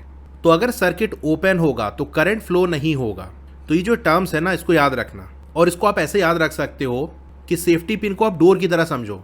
यहाँ पर ये जो फिगर है ऊपर इसमें देखो, अब मान लो ये जो सेफ्टी पिन है ना ये डोर है और ये ऐसे वॉल है। अभी क्या है? डोर ओपन है ना, मतलब इधर से कोई इधर आना चाहे या इधर से उधर जाना चाहे तो जा सकता है। तो अगर सर्किट में कहीं पर भी कोई ब्रेक होगा, कहीं से कुछ खुला होगा, कंप्लीट नहीं होगा, तो हम कहेंगे कि सर्किट ओपन है। जैसा कि यहाँ सेफ्टी पिन देख सकते हो एक डोर की तरह आपको लग रही होगी जो डोर खुला हुआ है। वहीं बी वाली फिगर में देखो, अगर इस सेफ्टी पिन को आप डोर की तरह समझो तो ये डोर बंद है, अगर कोई इधर से उधर जाना चाहे, उधर से इधर आना चाहे तो नहीं आ सकता। तो यहाँ पर देख सकते हो पाथ पूरा कंप्लीट है, करंट फ्लो होगा, तो ऐसे सर्किट को हम कहते हैं कि सर्किट क्लोज्ड है। तो अब यहाँ पर मैं आपको सिंपल से बता देता हूँ, अगर सर्किट कहीं पर ब्रेक है या फिर उसमें कहीं पर गैप है तो हम कहेंगे कि जो सर्किट है वो ओपन है, खुला हुआ है। वहीं पर अगर कोई गैप नहीं है सर्किट में, मतलब करंट फ्लो कर सकता है, तो ऐसे केस में हम कहेंगे कि जो सर्किट है वो क्लोज्ड है। तो स्विच जब ऑफ होती है तो उस केस में सर्किट ओपन होता है, वहीं जब स्विच ऑन होती है तो उस केस में सर्किट क्लोज होता है। जब स्विच ऑन करते हैं तो सर्किट क्लोज हो जाता है। सर्किट क्लोज मतलब गैप खत्म, करंट फ्लो होगा, करंट फ्लो होगा तो जो डिवाइस हमने कनेक्ट किया होगा वो वर्क करने लगेगा। Note that a switch can be placed anywhere in a circuit. अब देखो स्विच को हम कहीं भी सर्किट में लगा सकते हैं, यानी जैसे यहाँ पर स्विच लगी है ना, स्विच को हम यहाँ भी लगा सकते हैं, कहीं भी लग सकता है। A switch is a simple device that either completes और ब्रेक्स अ सर्किट। तो एग्जाम में क्वेश्चन आता है व्हाट इज अ स्विच, तो आप आंसर में लिख देना स्विच एक सिंपल सा डिवाइस है जो या तो सर्किट को कंप्लीट करता है या फिर सर्किट को ब्रेक करता है। The switches used for lights and other devices at home work the same way दो दे आर डिजाइन डिफरेंटली। अब जो हमारे घरों में स्विच यूज होती है, जिसे हम लाइट ऑन ऑफ करते हैं या और भी जो डिवाइसेज है, फैन हो गया, एसी हो गया, कूलर हो गया, कोई भी डिवाइस है जिसको हम ऑन ऑफ कर पाते हैं, यानी हमारे घरों में जो स्विच लगी होती है वो भी इसी तरह से वर्क करती है। वो सर्किट को ओपन या क्लोज करती है, यानी ब्रेक या कंप्लीट करती है। हाँ, उसका डिज़ाइन थोड़ा अलग होता है लेकिन काम उसका यही है। 3.3 सर्किट डायग्राम्स। अभी पूछ रहा है can we represent the circuit in a simpler manner.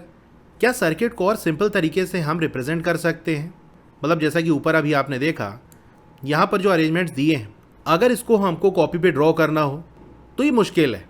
यानी अगर मैं आपसे कह दूं कि एक ओपन सर्किट का डायग्राम बनाओ, ओपन सर्किट मतलब सर्किट में गैप है, यानी करंट फ्लो नहीं हो रहा है, लैंप नहीं जल रहा है, जैसा कि ए वाली फिगर है। यहाँ पर सर्किट क्या है? ओपन है। तो ओपन सर्किट का एक डायग्राम बनाओ जहाँ पर एक सेल हो, एक लैंप हो और एक स्विच लगी हो। तो अगर ये वाली फिगर आप बनाओगे तो आपको काफ़ी टाइम लगेगा, क्योंकि ये पूरी एक ड्राइंग है। सेल को बनाना, कलर करना, फिर यहाँ पर होल्डर आपने ड्रॉ किया, फिर उसके ऊपर बल्ब लगाया, फिर ये सारी चीज़ें ड्रॉ करने में काफ़ी टाइम लग जाएगा। तो क्वेश्चन ये है कि क्या इसको और सिंपल नहीं बना सकते कि सिंपल वे में कम टाइम के अंदर हम सर्किट को शो कर सकें? तो हाँ, बिल्कुल कर सकते हैं। उसके लिए हम क्या करते हैं, जो भी कॉम्पोनेंट्स हैं उसका हमने सिंबल बना दिया है, जस्ट उसी सिंबल को ड्रॉ कर देते हैं, काम हो गया। The various components of N electrical circuit can be represented by symbols shown in table 3.2। तो अलग अलग कॉम्पोनेंट और उनका जो सिंबल है वो आपको नीचे टेबल में दिया हुआ है। 3.2 electrical components and their symbols. तो ये जो सिंबल्स हैं आपको याद होने चाहिए, एग्जाम में यहाँ से क्वेश्चन ज़रूर आएगा। तो पहला इलेक्ट्रिकल कॉम्पोनेंट है इलेक्ट्रिक सेल। सेल के लिए हम ये वाला सिंबल यूज़ करते हैं, यानी एक ऐसे लाइन आपको ड्रॉ करनी है, फिर इससे छोटी एक और लाइन इसके बगल में पैरेलल बिल्कुल ड्रॉ कर दो, फिर एक लाइन ऐसे यहाँ निकाल दो, एक यहाँ निकाल दो, ये आपका सेल बन गया। बैटरी कैसे ड्रॉ करेंगे? तो बैटरी में जितने भी सेल लगे हुए हैं, जैसे यहाँ पर 2 सेल लगाए ना, तो सबसे पहले आप 2 सेल के लिए सिंबल बना दो, एक बड़ी लाइन, एक छोटी लाइन, फिर थोड़ा सा गैप देके एक बड़ी लाइन, एक छोटी लाइन, फिर हम जैसा करते हैं लेफ्ट साइड से एक लाइन ऐसे खींच दिया, राइट से ऐसे खींच दिया। ये दोनों सेल कनेक्टेड है ना, यहाँ देख सकते हो कनेक्शन है, तो एक लाइन से इसको कनेक्ट कर देंगे। ये 2 सेल की हमारी बैटरी बन गई। अब ज़रा आप 3 सेल की बैटरी बनाओ, वीडियो पॉज करके ड्रॉ करो। आई होप आपने ट्राई कर लिया होगा। चलिए मैं आपको बना के दिखाता हूँ। 3 सेल हमको बनाना है ना, और वो आपस में कनेक्टेड है। तो एक बड़ी लाइन, फिर ये छोटी लाइन, थोड़ा सा गैप देके बड़ी लाइन, छोटी लाइन, फिर थोड़ा सा गैप देके बड़ी लाइन, छोटी लाइन, फिर यहाँ से एक लाइन ऐसे ड्रॉ कर दिया, यहाँ से ऐसे ड्रॉ कर दिया। अब ये तो हमारा एक सेल हो गया, ये दूसरा सेल हो गया, ये तीसरा सेल हो गया। इनको आपस में कनेक्ट कर दो, तो ये ऐसे कनेक्ट हो गया और ये ऐसे कनेक्ट हो गया। इसका कनेक्शन बड़ा ध्यान से करना, एक बड़ी लाइन और एक छोटी लाइन ये आपस में कनेक्ट नहीं होगी। देखो आपने ऐसे ड्रॉ किया, ये बड़ी लाइन, ये छोटी लाइन, इनको आपस में कनेक्ट ना कर देना, बल्कि ये तो हमारा हो गया एक सेल। मतलब अभी ये कंप्लीट नहीं हुआ है, ऐसे कर देंगे तब कंप्लीट होगा। लेकिन क्योंकि हमारे पास 3 सेल है, इनका कनेक्शन करना है, तो इतना ड्रॉ करने के बाद इसी तरह से एक और सेल का हम ये ड्रॉ करेंगे। फिर ये 2 सेल आपस में कनेक्ट है, तो चाहे आप पहले ऐसे कनेक्ट कर लो, फिर एक तीसरा सेल आपने लगाया और यहाँ पर ऐसे कनेक्ट कर लो, फिर यहाँ से ऐसे एक लाइन और ये एक ऐसे लाइन। तो कैसे भी आप ड्रॉ कर सकते हो। आई होप आप समझ गए हो कैसे ड्रॉ करना है। इलेक्ट्रिक लैम्प का सिंबल ये है, यानी एक सर्किल आपको ड्रॉ कर देना है, ऐसे क्रॉस लगा दो, यहाँ से एक लाइन, यहाँ से एक लाइन। फिर 4th वाला है light emitting diode, that is LED. LED कैसे ड्रॉ करेंगे? सबसे पहले आपको एक लाइन ड्रॉ करनी है, फिर थोड़ा सा गैप देके यहाँ पर एक लाइन ऐसे ड्रॉ कर लो और ऐसे करके ये ट्राइंगल कंप्लीट कर लो। फिर एक लाइन आपको ऐसे ड्रॉ कर देनी है, फिर यहाँ से एक एरो ऐसे तिरछा और एक एरो ऐसे, तो ये एलईडी का सिंबल हो गया। 5th वाला है स्विच इन ऑन पोजीशन। अगर स्विच ऑन है तो उसको हम कैसे शो करेंगे? तो एक सर्किल ऐसे बना दो, एक सर्किल ऐसे बना दो, इनको आपस में कनेक्ट कर दो, यानी दोनों सर्किल आपस में कनेक्ट है। ये सर्किल आप पिन की तरह समझ सकते हो कि दोनों पिन आपस में कनेक्ट है, कनेक्शन कंप्लीट है, मतलब सर्किट क्लोज हो गया है, यानी स्विच की ऑन वाली पोजीशन है। वहीं 6 वाले में स्विच की ऑफ पोजीशन है। यहाँ पर आपको क्या करना है, वही 2 सर्किल ड्रॉ करना है। यहाँ से एक लाइन कुछ दूर तक ऐसे ड्रॉ कर दो, ये ऐसे ड्रॉ कर दो, फिर इनको आपस में ज्वाइन ना करो, बल्कि ऐसे कर दो, तो यहाँ से शो हो रहा है कि बीच में एक खुला हुआ है, यानी स्विच ऑफ है। फिर 7th वाला है वायर। वायर को स्ट्रेट लाइन से हम शो करते हैं। In the symbol for an electric cell the long line represents the positive terminal while the short line represents the negative terminal. अब इलेक्ट्रिक सेल का जो हमने सिंबल बनाया था, कैसे बनाया था, एक बड़ी लाइन हमने ऐसे ड्रॉ कर दी, फिर उसके पैरेलल एक छोटी लाइन ऐसे ड्रॉ कर दी, फिर एक हॉरिजॉन्टल लाइन ऐसे ड्रॉ कर देते हैं जो कनेक्टिंग वायर को शो करता है, मतलब इधर से वायर जा रहा है। इसी तरह से एक हॉरिजॉन्टल लाइन ये ड्रॉ कर देते हैं, तो ये हमारा सेल का सिंबल हो गया। अब जैसा कि आप जानते हो सेल में 2 टर्मिनल होते हैं, एक पॉजिटिव एक निगेटिव। तो कौन सा साइड पॉजिटिव है कौन सा निगेटिव, तो ये बात याद रखना, जो लॉन्ग वाली लाइन है वो पॉजिटिव टर्मिनल को रिप्रेजेंट करती है और जो शॉर्ट वाली लाइन है वो निगेटिव टर्मिनल को। इसको ऐसे लिख के भी हम दिखा देते हैं कि ये पॉजिटिव है और ये निगेटिव, तो प्लस माइनस लगा कर भी हम ऐसे शो कर देते हैं। अगर ना भी लगाओ तो ये आपको मालूम होना चाहिए कि कौन सा पॉजिटिव है कौन सा निगेटिव। इसकी ज़रूरत तब पड़ती है ना, देखो इनकैंडेसेंट लैम्प में तो कोई दिक्कत नहीं है, लेकिन जब एलईडी को कनेक्ट करते हैं तो वहाँ पर आप जानते हो सेल का पॉजिटिव एलईडी के पॉजिटिव से कनेक्ट होगा और सेल का निगेटिव एलईडी के निगेटिव से कनेक्ट होगा। तो ये देखो ए वाली फिगर में आपको शो कर रहा है ना, ये पॉजिटिव ये negative. In the symbol for an LED the triangle points to the direction in which the current can flow. LED के सिंबल में जो ट्राइंगल है, तो ट्राइंगल की जो नोक है यानी जिधर ट्राइंगल पॉइंट कर रहा है वो करंट का डायरेक्शन शो कर रहा है कि करंट किधर फ्लो होगा। जैसे कि आप जानते हो करंट पॉजिटिव से निगेटिव जाता है, तो देख सकते हो ट्राइंगल इधर की तरफ यानी राइट की तरफ पॉइंट कर रहा है, मतलब करंट राइट की तरफ जाएगा, दैट इज लेफ्ट से राइट। तो लेफ्ट साइड हमारा पॉजिटिव हो गया और राइट वाला नेगेटिव हो गया, तभी ये ऐसे फ्लो करेगा। The 2 arrows indicate that light is emitted by an LED. Figure 3.13b। तो बी वाली फिगर में आपको एलईडी का सिंबल दिया हुआ है। यहाँ पर ये 2 एरो जो बाहर की तरफ पॉइंट कर रही है वो ये इंडिकेट कर रही है कि जो लाइट है वो इमिट हो रही है, निकल रही है एलईडी से। अब आप सोच रहे हो यार एलईडी से तो लाइट निकलती ही है, उसमें एरो लगाने की क्या जरूरत है। देखो जो एलईडी है ना, यानी लाइट एमिटिंग डायोड, ये एक तरह का डायोड है। अब डायोड क्या होता है हायर ग्रेड्स में पढ़ोगे। तो जो डायोड है ना वो कई टाइप का है, अलग अलग फंक्शन अलग अलग पर्पज़ का है। जैसे जेनर डायोड हो गया, फोटो डायोड हो गया। या फोटो डायोड की अगर हम बात कर लें तो वहाँ पर भी एरो होती है, लेकिन वो अंदर की तरफ पॉइंट करती रहती है। तो उसमें क्या होता है, जब लाइट उस डायोड पे पड़ती है तो करंट जनरेट होता है, मतलब इस एलईडी का वो अपोजिट वर्क करती है। तो अलग अलग टाइप के जो डायोड है उसमें डिफ्रेंशिएट करने के लिए डायोड के सिंबल में हम थोड़ा सा चेंज करते हैं। तो ऐसे एलईडी का हमको शो करना है तो 2 एरो हमने बाहर की तरफ पॉइंट करते हुए दिखा दिया, तो ये सिंबल एलईडी का हो गया। By using symbols to represent electrical components it is easier to draw and understand electrical circuits. तो जो सिंबल्स का हम यूज करते हैं इलेक्ट्रिकल कंपोनेंट्स को रिप्रेजेंट करने के लिए, उससे इलेक्ट्रिकल सर्किट को समझना और ड्रॉ करना हमारे लिए आसान हो जाता है। A representation of an electrical circuit using symbols is called its circuit diagram। जब हम एक इलेक्ट्रिकल सर्किट को सिंबल्स का यूज करके रिप्रेजेंट करते हैं, यानी एक्चुअल ड्राइंग ना बना के सिंबल्स का यूज करके सर्किट ड्रॉ करते हैं, तो उसको हम कहते हैं circuit diagram. Activity 3.10 let us draw. चलिए सर्किट डायग्राम ड्रॉ करते हैं। Using symbols shown in table 3.2 draw the circuit diagram of N electrical circuit given in figure 3.12a and figure 3.10c। तो टेबल 3.2 के अंदर जो सिंबल्स आपको दिए हैं उसका यूज करके सर्किट डायग्राम बनाओ, जो फिगर 3.12a में दिया है और 3.10c में दिया है। तो चलिए ड्रॉ करते हैं, यहाँ तो दिया ही है लेकिन अपने से ड्रॉ करते हैं। तो ये 3.10c वाला इलेक्ट्रिकल सर्किट है, इसका सर्किट डायग्राम बनाना है। पहले देख लो कंपोनेंट्स क्या है। ये 2 सेल की एक बैटरी है, यहाँ पर ये एलईडी है, यहाँ पर एक वायर है, इधर एक वायर है जिससे ये कनेक्ट है। तो चलो एक एक करके बनाते हैं। कैसे भी बना सकते हो, ऐसा नहीं कि बैटरी आपको नीचे लगाना है एलईडी ऊपर लगाना है, बैटरी को इधर लगा दो एलईडी इधर लगा दो, आपकी मर्जी। लेकिन चलो जैसे यहाँ पर बना है वैसे ही ड्रॉ कर देते हैं। तो सबसे पहले नीचे हम 2 सेल की एक बैटरी बनाते हैं। तो ये एक बड़ी लाइन, ये छोटी लाइन, ये एक सेल बन गया। फिर एक बड़ी लाइन एक छोटी लाइन, ये दूसरा सेल बन गया। दोनों सेल आपस में कनेक्ट है तो ये लाइन से हमने ज्वाइन कर दिया। फिर यहाँ से एक लाइन ऐसे ड्रॉ कर देंगे, एक ऐसे ड्रॉ कर देंगे। तो ये 2 सेल की बैटरी बन गई है। अब ऊपर की तरफ एक एलईडी ड्रॉ कर देते हैं। तो ये एक लाइन हमने ऐसे ड्रॉ कर दी। अब यहाँ पर एक ऐसे ट्रायंगल बना देंगे और एक लाइन ऐसे ड्रॉ कर देंगे। फिर 2 एरो जो बाहर की तरफ पॉइंट कर रही हो वो ड्रॉ कर देंगे। तो ये हमारा एलईडी बन गया। अब जैसा कि सिंबल में आपको दिया ही हुआ है कि एलईडी का ये पॉजिटिव है ये निगेटिव है। इसी तरह से सेल में जो बड़ी लाइन है वो पॉजिटिव होती है तो ये पॉजिटिव हो जाएगा। इधर ये छोटी वाली लाइन है तो ये नेगेटिव हो जाएगा। प्लस माइनस आप लगा भी सकते हो नहीं भी लगा सकते हो, सिंबल से ये चीज़ अंडरस्टूड है ही। तो एलईडी में क्या करते हैं, पॉजिटिव को पॉजिटिव से कनेक्ट करते हैं। इसीलिए देखो बैटरी का इधर पॉजिटिव मैंने बनाया तो इधर पॉजिटिव वाला बनाया। तो अब क्या करेंगे, वायर से इनको कनेक्ट कर देंगे। अब वायर स्ट्रेट लाइन से आप शो करना, तो ये थोड़ा सा इसको हम ऐसे बढ़ा देते हैं, इधर भी ऐसे बढ़ा देते हैं, फिर ये ऐसे आके ये ऐसे ज्वाइन हो गया। इसी तरह से यहाँ पर ऐसे ला के ये इसको कनेक्ट कर देंगे, तो ये हमारा सर्किट डायग्राम बन गया। अब इसी तरह से 3.12 का जो ए वाला इलेक्ट्रिकल सर्किट है उसका सर्किट डायग्राम ड्रॉ करो। तो यहाँ पर एक सेल है, तो इधर हम सेल लगा देंगे। देखो अगर सेल को आपको इस लाइन के अलॉन्ग प्लेस करना है, मतलब अगर ऐसे प्लेस करना है, तब तो एक बड़ी लाइन एक छोटी लाइन ये आपने ऐसे ड्रॉ कर दिया। लेकिन अगर सेल इधर साइड आए तो आपको क्या करना है, तो फिर बड़ी लाइन छोटी लाइन को ऐसे ड्रॉ कर दो। ऐसे ड्रॉ कर सकते हो या फिर ऐसे ड्रॉ कर सकते हो। तो यहाँ से ये ऐसे हो गया, ये ऐसे हो गया।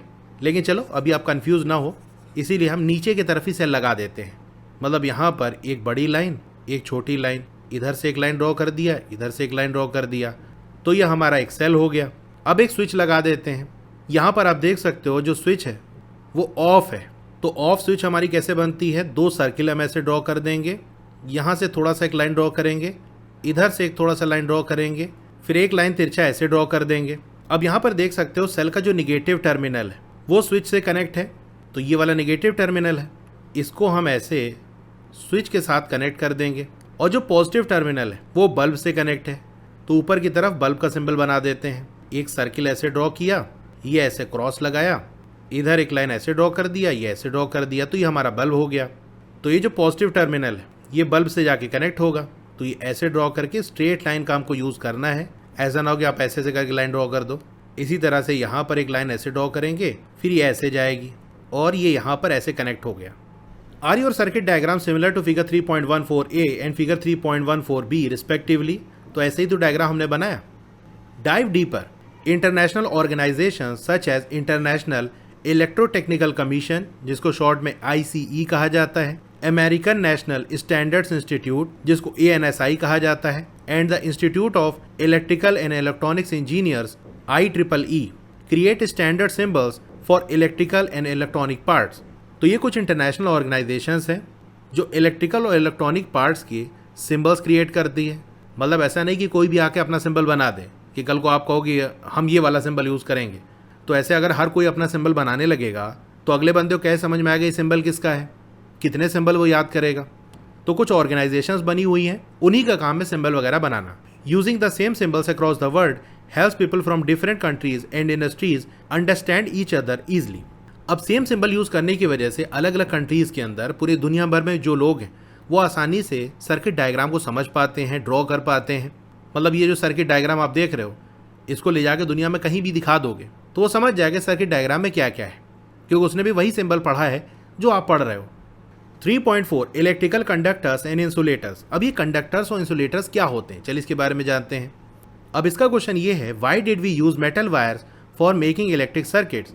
इलेक्ट्रिक सर्किट्स बनाने के लिए मेटल के वायर्स का यूज़ हम क्यों करते हैं। वायर की जगह हम थ्रेड का यूज़ कर लें, रोप का यूज़ कर लें, तो क्या उससे काम नहीं बनेगा? उसके थ्रू भी तो कनेक्शन कंप्लीट कर सकते हैं। मतलब जहाँ पर हमने वायर के थ्रू कनेक्शन कंप्लीट किया उसकी जगह कोई थ्रेड लगा दें या रोप लगा दें, रस्सी लगा दें। Can we not use some other materials for wires. क्या वायर्स बनाने के लिए कोई दूसरे मटेरियल्स का हम यूज़ नहीं कर सकते? मतलब मेटल का यूज़ ही क्यों करते हैं?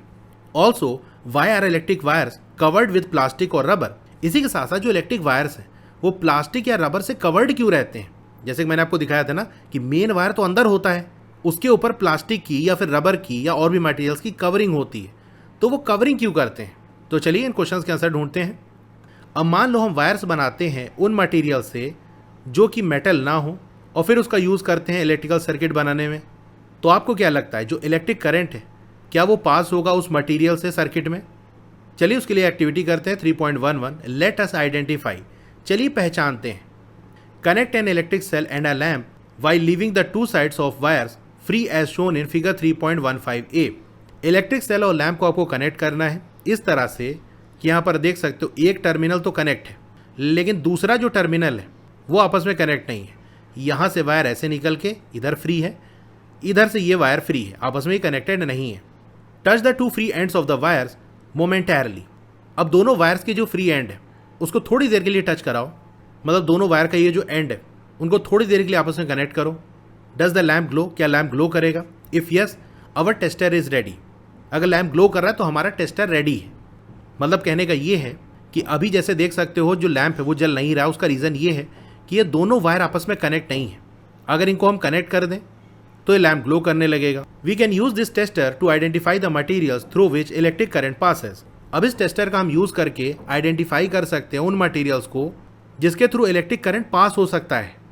सबसे पहले हमको सेल और लैम्प के एक टर्मिनल को कनेक्ट कर लेना है, दूसरे टर्मिनल को कनेक्ट नहीं करेंगे। देख सकते हो यहाँ पर वायर फ्री है, कनेक्टेड नहीं है। अब अगर इन दोनों वायर को हम टच करा दें तो देख सकते हो लैम्प जल रहा है, और अगर दूर कर दें तो लैम्प ग्लो करना बंद कर दिया। मतलब प्रॉब्लम यह है कि यहाँ से सर्किट ओपन है, अगर इन दोनों का कनेक्शन हो जाए तो लैम्प जलने लगेगा। क्यों जलने लगेगा? क्योंकि उस केस में करंट फ्लो होने लगेगा सर्किट में।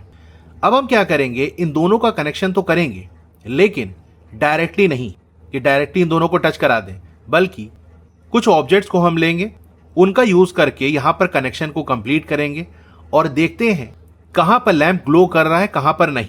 अगर कोई चीज हमने यहाँ पर रखी जो इन दोनों को कनेक्ट कर रही है और लैम्प ग्लो हो रहा है, मतलब उस चीज के थ्रू करंट फ्लो हुआ है, तभी लैम्प जल रहा है। वहीं अगर हमने कोई ऐसी चीज रखी जो इन दोनों का कनेक्शन कंप्लीट तो कर रही है लेकिन लैम्प नहीं जल रहा है, मतलब उस ऑब्जेक्ट के थ्रू करंट पास नहीं हुआ। चलिए करेंगे तो आपको समझ में आएगा। Collect objects of different materials. अलग अलग मटेरियल से बने हुए जो ऑब्जेक्ट्स हैं उनको आपको कलेक्ट कर लेना है। जैसे मेटल स्पून्स हो गया, coins, cork, rubber, glass, keys, pens, plastic scale, wooden block, aluminium foil, candle, sewing needle, cardboard, paper and pencil lead. तो ये कुछ मटेरियल्स हैं जिनको आपको कलेक्ट कर लेना है। One by one touch the free ends of tester's wires to both ends of each object you have collected. अब एक एक करके हमारे टेस्टर के वायर का जो फ्री एंड है उसको टच कराना है ऑब्जेक्ट के दोनों एंड से, जो भी आपने ऑब्जेक्ट लिया है। मतलब ये जैसे ए वाला है ना, ये हमारा टेस्टर है। जो ऑब्जेक्ट आपसे कहा है वो ऑब्जेक्ट आपको ले लेना है। जैसे आपने कोई ऑब्जेक्ट लिया उसको यहाँ पर ऐसे रख दिया। अब ये वाला वायर इधर टच करा दो, ये वाला वायर इधर टच करा दो। जैसे ही आपको बी वाली फिगर में दिया है कि यहाँ पर एक स्पून हमने लगा दिया, तो ये दोनों जो वायर है उसको हमने डायरेक्ट टच नहीं करा है बल्कि बीच में स्पून लगा दिया है। तो ये वायर स्पून को इधर टच कर रहा है, दूसरा वायर स्पून को यहाँ टच कर रहा है। Make sure wires do not touch each other. इस बात का ध्यान रखना, दोनों वायर एक दूसरे को टच ना करें बल्कि जो ऑब्जेक्ट रखा है ना हमने उसी को टच करें। Does the lamp glow every time? क्या हर बार लैम्प ग्लो कर रहा है? चलिए इसको करके देखते हैं। अब ये मेरे पास मेटल का स्पून है, इसके थ्रू कनेक्शन को कंप्लीट करके देखते हैं कि क्या लैम्प जल रहा है कि नहीं। देखो इन दोनों वायर को हम डायरेक्टली कनेक्ट नहीं करेंगे बल्कि दोनों वायर को यहाँ पर टच कराएंगे। देख सकते हो जो बल्ब है वो जल रहा है, इसका मतलब जो करंट है वो इस स्पून से पास हो रहा है। अगर किसी और पार्ट पे देख लो, ये यहाँ पर देख लो, दोनों वायर को डायरेक्टली मैंने टच नहीं कराया है लेकिन फिर भी लैम्प जल रहा है, मतलब करंट इस स्पून से पास हो रहा है। अब यही चीज़ हम मैच स्टिक का यूज़ करके करते हैं।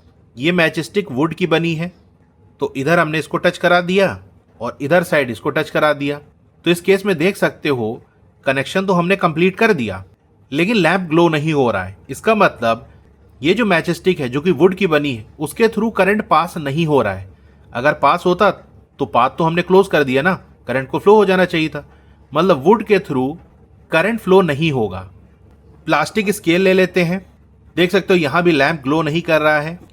ये कांच की चूड़ी है, एक एंड यहाँ टच करा देते हैं, दूसरा यहाँ टच करा देते हैं। देख सकते हो लैम्प ग्लो नहीं कर रहा है। ये एक पेपर का पीस है, पेपर स्ट्रिप है, इसके थ्रू कनेक्शन कंप्लीट करते हैं। लैम्प ग्लो नहीं कर रहा है, मतलब पेपर के थ्रू करंट फ्लो नहीं करेगा। ये मेरे पास कैंडल है जो कि वैक्स की बनी हुई है, इसमें भी आप देख सकते हो लैम्प ग्लो नहीं कर रहा है। इसका मतलब कैंडल के थ्रू जो कि वैक्स की बनी है करंट फ्लो नहीं होगा। ये मेरे पास की है, इससे देखते हैं। यहां पर देख सकते हो लैम्प जल रहा है, मतलब की जो कि मेटल की बनी है उसके थ्रू करंट पास हो रहा है। इरेजर के थ्रू हमने कनेक्शन कंप्लीट किया, लैम्प ग्लो नहीं कर रहा, मतलब इरेजर जो कि रबर का बना है उसके थ्रू करंट फ्लो नहीं होगा। ये पेपर क्लिप है जो कि मेटल की बनी है, देख सकते हो लैम्प जल रहा है, मतलब इसके थ्रू करंट फ्लो होगा। ये कॉइन है, यहां भी देख सकते हो लैम्प जल रहा है, मतलब करंट इसके थ्रू पास हो रहा है कॉइन के थ्रू। ये एल्यूमिनियम फॉइल है, आपको क्या लगता है इसके थ्रू करंट पास होगा? ये देखो लैम्प जल रहा है, मतलब इसके थ्रू करंट पास हो रहा है। अभी मेरे पास एक पेंसिल है, इसके अंदर ये जो ब्लैक वाली चीज है जिसके थ्रू बेसिकली आप लिखते हो, उसको हम लेड कहते हैं, जो कि ग्रेफाइट का बना होता है। क्या ये जो लेड है जो कि ग्रेफाइट का बना है, इसके थ्रू करंट पास होगा? चलिए चेक करते हैं। यहाँ पर इधर मैंने वायर को कनेक्ट कर दिया और ये इधर कनेक्ट कर दिया। यहाँ देख सकते हो बल्ब ग्लो नहीं कर रहा है, तो इसका मतलब ये जो ग्रेफाइट है, क्या इसके थ्रू करंट पास नहीं हो रहा है, जो लैम्प नहीं ग्लो कर रहा है? तो देखो ऐसा नहीं है। बेसिकली पेंसिल है ना, वो ग्रेफाइट की बनी होती है, लेकिन अब जो मॉडर्न वाली पेंसिल आ रही ना, उसके अंदर क्ले भी काफी अमाउंट में मिला देते हैं, जिसकी वजह से ये उतने अच्छे से करंट को फ्लो नहीं होने देता। अब यहाँ पर एक सेल का हमने यूज किया है, इनकैंडेसेंट लैम्प है जो कि ऑलरेडी करंट को काफी यूज करता है, तो इसके थ्रू आसानी से करंट फ्लो नहीं हो पा रहा है। लेकिन क्या हो कि अगर इस सेल की जगह एक पावरफुल बैटरी का यूज करें और एलईडी का यूज कर लें?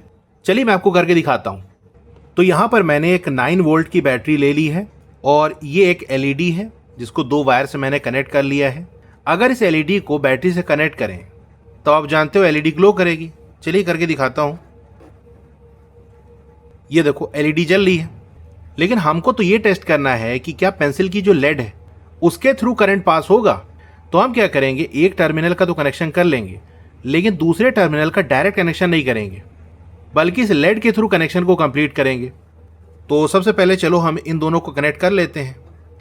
अब पेंसिल लेड का एक जो एंड है उसको इस वाले वायर से कनेक्ट कर लेंगे और दूसरा वाला जो एंड है उसको इधर से कनेक्ट कर लेंगे। तो यहां पर मैंने इसको टच करा दिया। अब इसको जब टच कराएंगे तो आप देख सकते हो एलईडी जल रही है। इसका मतलब करंट पेंसिल लेड के थ्रू फ्लो हुआ है, वरना देखो जब ये दोनों कनेक्ट नहीं है तो एलईडी नहीं जल रही है, लेकिन जब पेंसिल लेड के थ्रू कनेक्शन कंप्लीट कर रहे हैं तो एलईडी जल रही है, मतलब इसके थ्रू करंट फ्लो कर रहा है। अब आपका जो ऑब्जर्वेशन है उसको टेबल 3.3 में रिकॉर्ड करो। तो पहले कॉलम में सीरियल नंबर है, दूसरे में ऑब्जेक्ट है, फिर थर्ड कॉलम में material it is made up of. जो ऑब्जेक्ट आपने लिया है वो किस मटेरियल का बना है।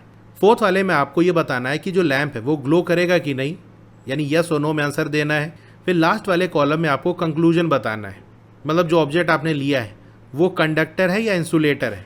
कंडक्टर्स ऐसे मटेरियल होते हैं जिनके थ्रू करंट आसानी से फ्लो कर जाता है, वहीं इंसुलेटर ऐसे मटेरियल होते हैं जिनके थ्रू करंट फ्लो नहीं होता। तो पहला ऑब्जेक्ट है स्टिक। स्टिक किसकी बनी होती है? वुड की बनी होती है। अब मैंने मैच स्टिक का यूज़ किया था, वो भी वुड की बनी होती है। वहाँ पर आपने देखा था जो लैंप है वो ग्लो नहीं कर रहा है, तो आपको लिख देना है नो। लैंप ग्लो नहीं कर रहा मतलब करंट इसके थ्रू पास नहीं हो रहा है, और करंट जिसके थ्रू पास नहीं होता उसको हम क्या कहते हैं? अभी मैंने आपको बताया, इंसुलेटर। फिर स्केल की बात कर लें, स्केल प्लास्टिक की बनी होती है। इसमें आपने देखा लैंप ग्लो नहीं किया। नहीं किया मतलब जो प्लास्टिक है वो एक इंसुलेटर है, उसके थ्रू करंट फ्लो नहीं होगा। करंट फ्लो नहीं होगा तो लैंप ग्लो नहीं करेगा। बैंगल का मैंने आपको देखा है, बैंगल ग्लास की बनी होती है, मतलब और ही मटेरियल की बनी होती है। जो मैंने लिया था वो ग्लास की थी। वहाँ पर भी आपने देखा कि जो लैंप है वो ग्लो नहीं हुआ, मतलब ये भी क्या है, मैं शॉर्ट में लिख देता हूँ, आइए आप पूरा लिख देना। पेपर स्ट्रिप का मैंने आपको दिखाया, पेपर स्ट्रिप पेपर की बनी होती है, यहाँ भी लैंप ग्लो नहीं किया, ये भी क्या है, इंसुलेटर है। कैंडल का देखा आपने जो कि वैक्स की बनी होती है, लैंप ग्लो नहीं किया, मतलब ये भी क्या है, इंसुलेटर है। की का मैंने आपको दिखाया था ना, की किसकी होती है, मेटल की बनी होती है। वहाँ पर लैंप ग्लो कर गया, लैंप ग्लो कर गया मतलब की के थ्रू करंट पास कर गया, फ्लो कर गया, और जो अपने थ्रू करंट को फ्लो होने दे आसानी से, वही तो हमारा कंडक्टर है। इरेजर जो कि रबर का बना होता है, उसमें आपने देखा लैंप ग्लो नहीं किया, मतलब जो रबर है वो भी इंसुलेटर है। यहाँ पर 2 स्पेस और बनी है तो इसमें आप लिख दो, हमने देखा था ना एल्युमिनियम फॉइल जो कि एल्युमिनियम की बनी होती है, और जो एल्युमिनियम है वो एक मेटल है। वहाँ पर आपने देखा था जो लैंप है वो ग्लो कर गया, यस, तो जो मेटल है वो एक कंडक्टर है। इसी तरह से आपने देखा जो पेंसिल लेड है जो ग्रेफाइट की बनी होती है, इसमें कार्बन प्रेजेंट होता है। इस केस में भी जो लैंप है वो ग्लो कर गया, एलईडी का मैंने आपको करके दिखाया ना, मतलब ये भी क्या है, कंडक्टर है। अपने ऑब्जर्वेशन को आप एनालाइज करो, क्या जो लैंप है वो सारे मटेरियल के लिए ग्लो किया? द आंसर इज नो, सारे मटेरियल के लिए लैंप ग्लो नहीं किया। The lamp glows for some materials only, सिर्फ कुछ ही मटेरियल्स के लिए जो लैंप है वो ग्लो किया।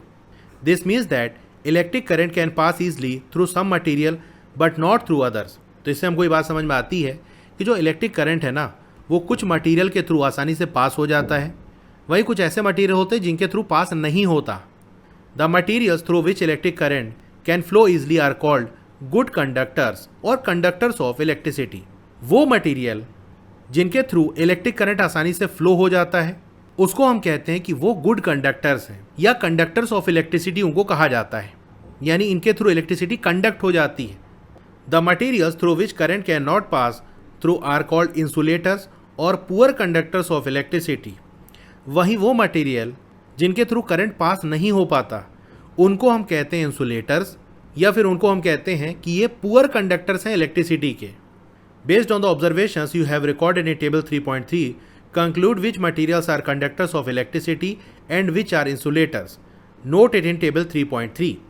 अब जो ऑब्जर्वेशन आपने टेबल 3.3 में रिकॉर्ड किया उसका यूज़ करके आप बताओ कि कौन से मटेरियल्स ऐसे हैं जो इलेक्ट्रिसिटी के कंडक्टर्स हैं और कौन से इंसुलेटर्स हैं। तो वो तो ऊपर ही मैंने आपको बता के फिल कराई दिया था। From your conclusion in table 3.3, you would have realized that metals are conductors of electricity and thus are used for making wires. तो टेबल 3.3 से आपने ये रियलाइज़ किया होगा कि जो मेटल्स हैं वो इलेक्ट्रिसिटी के कंडक्टर होते हैं और इसीलिए उनका यूज़ हम करते हैं वायर्स बनाने के लिए। अगर वुड का यूज़ करके वायर बनाए तो हमने देखा कि जो वुड है वो तो इंसुलेटर है, उसके थ्रू करंट फ्लो ही नहीं होगा, तो जो डिवाइस है वो वर्क ही नहीं करेगा। इसी तरह से ग्लास, रबर, पेपर, प्लास्टिक या और भी बहुत सारी जो चीज़ें हैं उसका यूज़ करके हम वायर नहीं बना सकते क्योंकि वो इंसुलेटर्स हैं, वो करंट को फ्लो नहीं होने देंगे। Silver, copper and gold are best electrical conductors. अब वो मटेरियल जिनके थ्रू करंट आसानी से फ्लो हो जाता है उसमें भी अलग अलग लेवल है, मतलब जो कंडक्टर्स है ना उनकी भी अलग अलग कैटेगरी है। कुछ होते हैं बड़े अच्छे कंडक्टर होते हैं, बहुत आसानी से करंट को फ्लो होने देते हैं। वहीं कुछ ऐसे मटेरियल होते हैं जो करंट को फ्लो तो होने देते हैं लेकिन उतनी आसानी से नहीं। तो ये जो सिल्वर, कॉपर और गोल्ड हैं ये बेस्ट इलेक्ट्रिकल कंडक्टर्स हैं। However for making electrical wires mainly copper is used due to its comparatively lower cost and abundant supply. लेकिन इलेक्ट्रिकल वायर्स को बनाने के लिए आमतौर से हम कॉपर का ही यूज़ करते हैं क्योंकि आप जानते हो सिल्वर और गोल्ड काफ़ी महंगा है, उसका वायर आप बनाओगे तो बहुत ज़्यादा महंगा हो जाएगा। दूसरी बात, उनकी क्वांटिटी भी ज़्यादा नहीं है। वहीं जो कॉपर है उसकी क्वांटिटी ज़्यादा है, प्राइस भी सिल्वर और गोल्ड से काफ़ी कम है। तो जो सस्ता हो, जिसकी सप्लाई ज़्यादा हो, उसी का यूज़ करेंगे वायर बनाने के लिए। तो यहाँ से भी क्वेश्चन बनता है एग्जाम में कि सिल्वर और गोल्ड भी तो बेस्ट इलेक्ट्रिकल कंडक्टर्स हैं, फिर वायर बनाने के लिए उसका यूज़ हम क्यों नहीं करते, आमतौर से कॉपर का ही क्यों यूज़ करते हैं। तो इसका दो रीज़न है, कॉस्ट, दूसरा सप्लाई। इन दोनों की कॉस्ट ज़्यादा आएगी, सप्लाई कम है। Different types of electrical wires are used for different uses. अब अलग अलग तरीके के इलेक्ट्रिकल वायर्स अलग अलग काम के लिए यूज़ होते हैं। अब टेबल 3.3 से आपने ये भी रियलाइज़ किया होगा कि जो प्लास्टिक, रबर या सेरेमिक्स है ये इलेक्ट्रिकल इंसुलेटर होते हैं, इनके थ्रू करंट आसानी से फ्लो नहीं होता। सेरेमिक्स की बात कर ले तो उसमें ग्लास आ गया, क्ले वगैरह हो गया, सीमेंट हो गया। जैसे ग्लास का मैंने आपको करके दिखाया ना, तो ग्लास क्या है, सेरेमिक है। तो ये सब क्या है, इंसुलेटर्स हैं। Have you now understood why wires are covered with those materials. तो क्या अब आप समझ पा रहे हो कि जो वायर्स हैं वो इन मटेरियल से कवर्ड क्यों रहते हैं। मतलब जो वायर है उसके ऊपर प्लास्टिक या रबर की कवरिंग होती है, क्यों होती है समझ रहे हो। क्योंकि भैया देखो, करंट को हमको फ्लो कराना है तो उसके लिए वायर ऐसी चीज़ से हम बनाएंगे जिसके थ्रू करंट आसानी से फ्लो हो सके। लेकिन अगर वायर ऐसे ही ओपन रहेगा, हमने उसको टच कर लिया तो करंट हमको लग जाएगा कि नहीं। तो इसका मतलब अपने आप को बचाने के लिए इसी के साथ साथ और भी पर्पज़ होता है। लेकिन एक चीज़ जो आप खुद भी जानते होंगे कि अगर हम वायर को छुएंगे तो करंट लग जाएगा। लेकिन कौन सा वायर, जो ओपन हो, जिसके ऊपर कवरिंग ना हो। तो इसीलिए उसके ऊपर प्लास्टिक या रबर की कवरिंग लगाई जाती है ताकि करंट अंदर अंदर फ्लो हो, लेकिन वो जो प्लास्टिक या रबर है उसके थ्रू करंट फ्लो होकर बाहर की तरफ ना आए, ताकि अगर हम उसको टच करें तो हमको करंट ना लगे। Conductors and insulators are both important. तो जो कंडक्टर्स और इंसुलेटर है ये दोनों ही इंपॉर्टेंट है। Electrical wire, switches, connectors of plugs and sockets are made of conductors. अब जो इलेक्ट्रिकल वायर्स हो गया, स्विचेस हो गई, प्लग के जो कनेक्टर्स हैं, सॉकेट्स हैं, ये सारे कंडक्टर्स के बने होते हैं। वहीं इंसुलेटर्स जैसे कि रबर हो गया, प्लास्टिक हो गया, सेरेमिक हो गया, इनका यूज़ करते हैं वायर्स को, प्लग टॉप्स को, स्विचेस को कवर करने के लिए। स्विच देखते हो प्लास्टिक की होती है, मेन जो कंडक्टिंग वाला पार्ट है वो अंदर की तरफ होता है, वरना आप स्विच ऑन या ऑफ करो तो आप ही करंट लग जाए। इसी तरह जो प्लग होता है, जो प्लग आप लगाते हो वो भी देखते हो प्लास्टिक वगैरह का बना होता है ताकि प्रोटेक्ट कर सके लोगों को इलेक्ट्रिक शॉक से। अब यहाँ पर एक क्वेश्चन दिया है, our body is a conductor of electricity. हमारी जो बॉडी है वो इलेक्ट्रिसिटी का कंडक्टर है, मतलब हमारी बॉडी के थ्रू करंट फ्लो हो सकता है। Electric current passing through our body may cause severe injury और इवन डेथ। अगर इलेक्ट्रिसिटी हमारे बॉडी के थ्रू पास हुई तो उसकी वजह से बहुत ज़्यादा इंजरी हो सकती है, यहाँ तक कि डेथ भी हो जाती है। इसीलिए इलेक्ट्रिकल अप्लायंसेस को बड़ी सावधानी से यूज़ करना चाहिए। नेवर टच स्विचेस और प्लग्स विद वेट हैंड्स और use electrical devices in wet areas. कभी भी जो स्विचेस हैं या प्लग्स हैं उनको गीले हाथ से टच नहीं करना चाहिए। मान लो आपका हाथ भीगा है, स्विच ऑन कर रहे हो, ऑफ कर रहे हो, प्लग लगा रहे हो, तो ऐसा नहीं करना चाहिए। या जो इलेक्ट्रिकल डिवाइसेज है उसको वेट एरिया में यूज़ कर रहे हो, पानी गिरा है, वहाँ पर वायर भी जा रहा है, वहाँ पर आप काम कर रहे हो, तो ऐसा नहीं करना चाहिए। क्योंकि देखो जो स्विच है वो तो प्लास्टिक की बनी होती है, लेकिन अंदर उसके मेटल वाला पार्ट है ना, जहाँ से कंडक्शन हो रहा है, जो हमारा टैप वाटर होता है उसके थ्रू करंट कंडक्ट हो जाता है। तो जैसे मान लो कि साइड से मैं बना रहा हूँ, ये आपकी स्विच है, अंदर की तरफ ये इसका मेटल पार्ट लगा हुआ है जहाँ से वायर का कनेक्शन है। तो वैसे तो आप जब इसको टच करोगे तो इधर तो प्लास्टिक है, आपको करंट नहीं लगेगा, लेकिन हाथ गीला है तो पानी ऐसे यहाँ पर आके अंदर की तरफ चला गया तो ये कनेक्शन कंप्लीट हो जाएगा, तो इधर से आपको करंट लग जाएगा। इसीलिए मना किया जाता है कि गीले हाथ से स्विच या प्लग को टच नहीं करना चाहिए। और handle equipment with damaged insulation और ब्रोकन प्लग्स। इसी तरह से अगर इंसुलेशन डैमेज हो गया है, कोई वायर है उसके ऊपर की कवरिंग ब्रेक कर गई है, तो अंदर जहाँ पर करंट फ्लो हो रहा है वो हिस्सा अगर ओपन है और आपने टच कर लिया तो करंट लग जाएगा। प्लग ब्रेक कर गया, मेटल वाला हिस्सा अगर बाहर की तरफ दिख रहा है या वो टच हो जा रहा है तो वहाँ से भी करंट लग जाएगा। Have you ever wondered how the electricity from cell और battery is different from the electricity coming from a wall socket? क्या कभी आपने सोचा कि वो इलेक्ट्रिसिटी जो सेल या बैटरी से आती है वो किस तरह से डिफरेंट होती है उस इलेक्ट्रिसिटी से जो वॉल में लगे हुए सॉकेट से आती है, जहाँ पर आप प्लग वगैरह लगाते हो, मोबाइल चार्ज करते हो या और कोई भी डिवाइस कनेक्ट करते हो, तो वॉल में जो कनेक्शन होता है वहाँ से जो इलेक्ट्रिसिटी आती है वो सेल या बैटरी से कैसे डिफरेंट है? Electricity from batteries usually powers A small devices and is of a type called direct current, जिसको शॉर्ट में डीसी कहते हैं। तो वो इलेक्ट्रिसिटी जो बैटरी से आती है वो आमतौर से जो छोटे डिवाइसेज हैं, जैसे आपका रिमोट हो गया, कोई टॉय वगैरह हो गया, उनको पावर करने के लिए यूज़ होती है। यहाँ पर जो करंट होता है वो होता है डायरेक्ट करंट, जिसको शॉर्ट में डीसी कहते हैं। In contrast the electricity from power plants that come to wall socket is known as alternating current, जिसको शॉर्ट में हम एसी कहते हैं, and can run large appliances. वहीं वो इलेक्ट्रिसिटी जो पावर प्लांट से आती है और हमारे घरों तक आती है, फिर वहाँ से हमारे घर में जो वायरिंग है उसके थ्रू होते हुए वॉल में जो सॉकेट लगा है वहाँ पर जो आती है इलेक्ट्रिसिटी, उसको हम कहते हैं अल्टरनेटिंग करंट, शॉर्ट में एसी। ये बड़े बड़े जो अप्लायंसेज हैं, फ़ैन चलाना हो, cooler, AC, washing machine, fridge, तो वहाँ पर यूज़ होती है। अब आप सोच रहे होगे ये एसी और डीसी में क्या डिफरेंस है, क्या होते हैं ये, तो इसको हम हायर ग्रेड्स में पढ़ेंगे। तो यहाँ की चैप्टर कंप्लीट हो गया। अगर आप चाहते हो कि आगे के चैप्टर्स की वीडियो मैं बनाऊँ तो वीडियोज़ को आप ज़्यादा से ज़्यादा शेयर करना, क्योंकि आप खुद ही देख सकते हो व्यूज़ बहुत कम आ रहे हैं, और अगर इतने ही व्यूज़ रहे तो मेरे लिए आगे वीडियोज़ बनाना मुश्किल होगा। तो आपसे थोड़े से सपोर्ट की ज़रूरत है। वीडियो को लाइक ज़रूर कर दिया करो, और मैंने एक नया चैनल बनाया स्पेशली फॉर क्लास 7, उसको सब्सक्राइब कर लो। व्हाट्सएप चैनल को भी ज्वाइन कर लो। Thank you.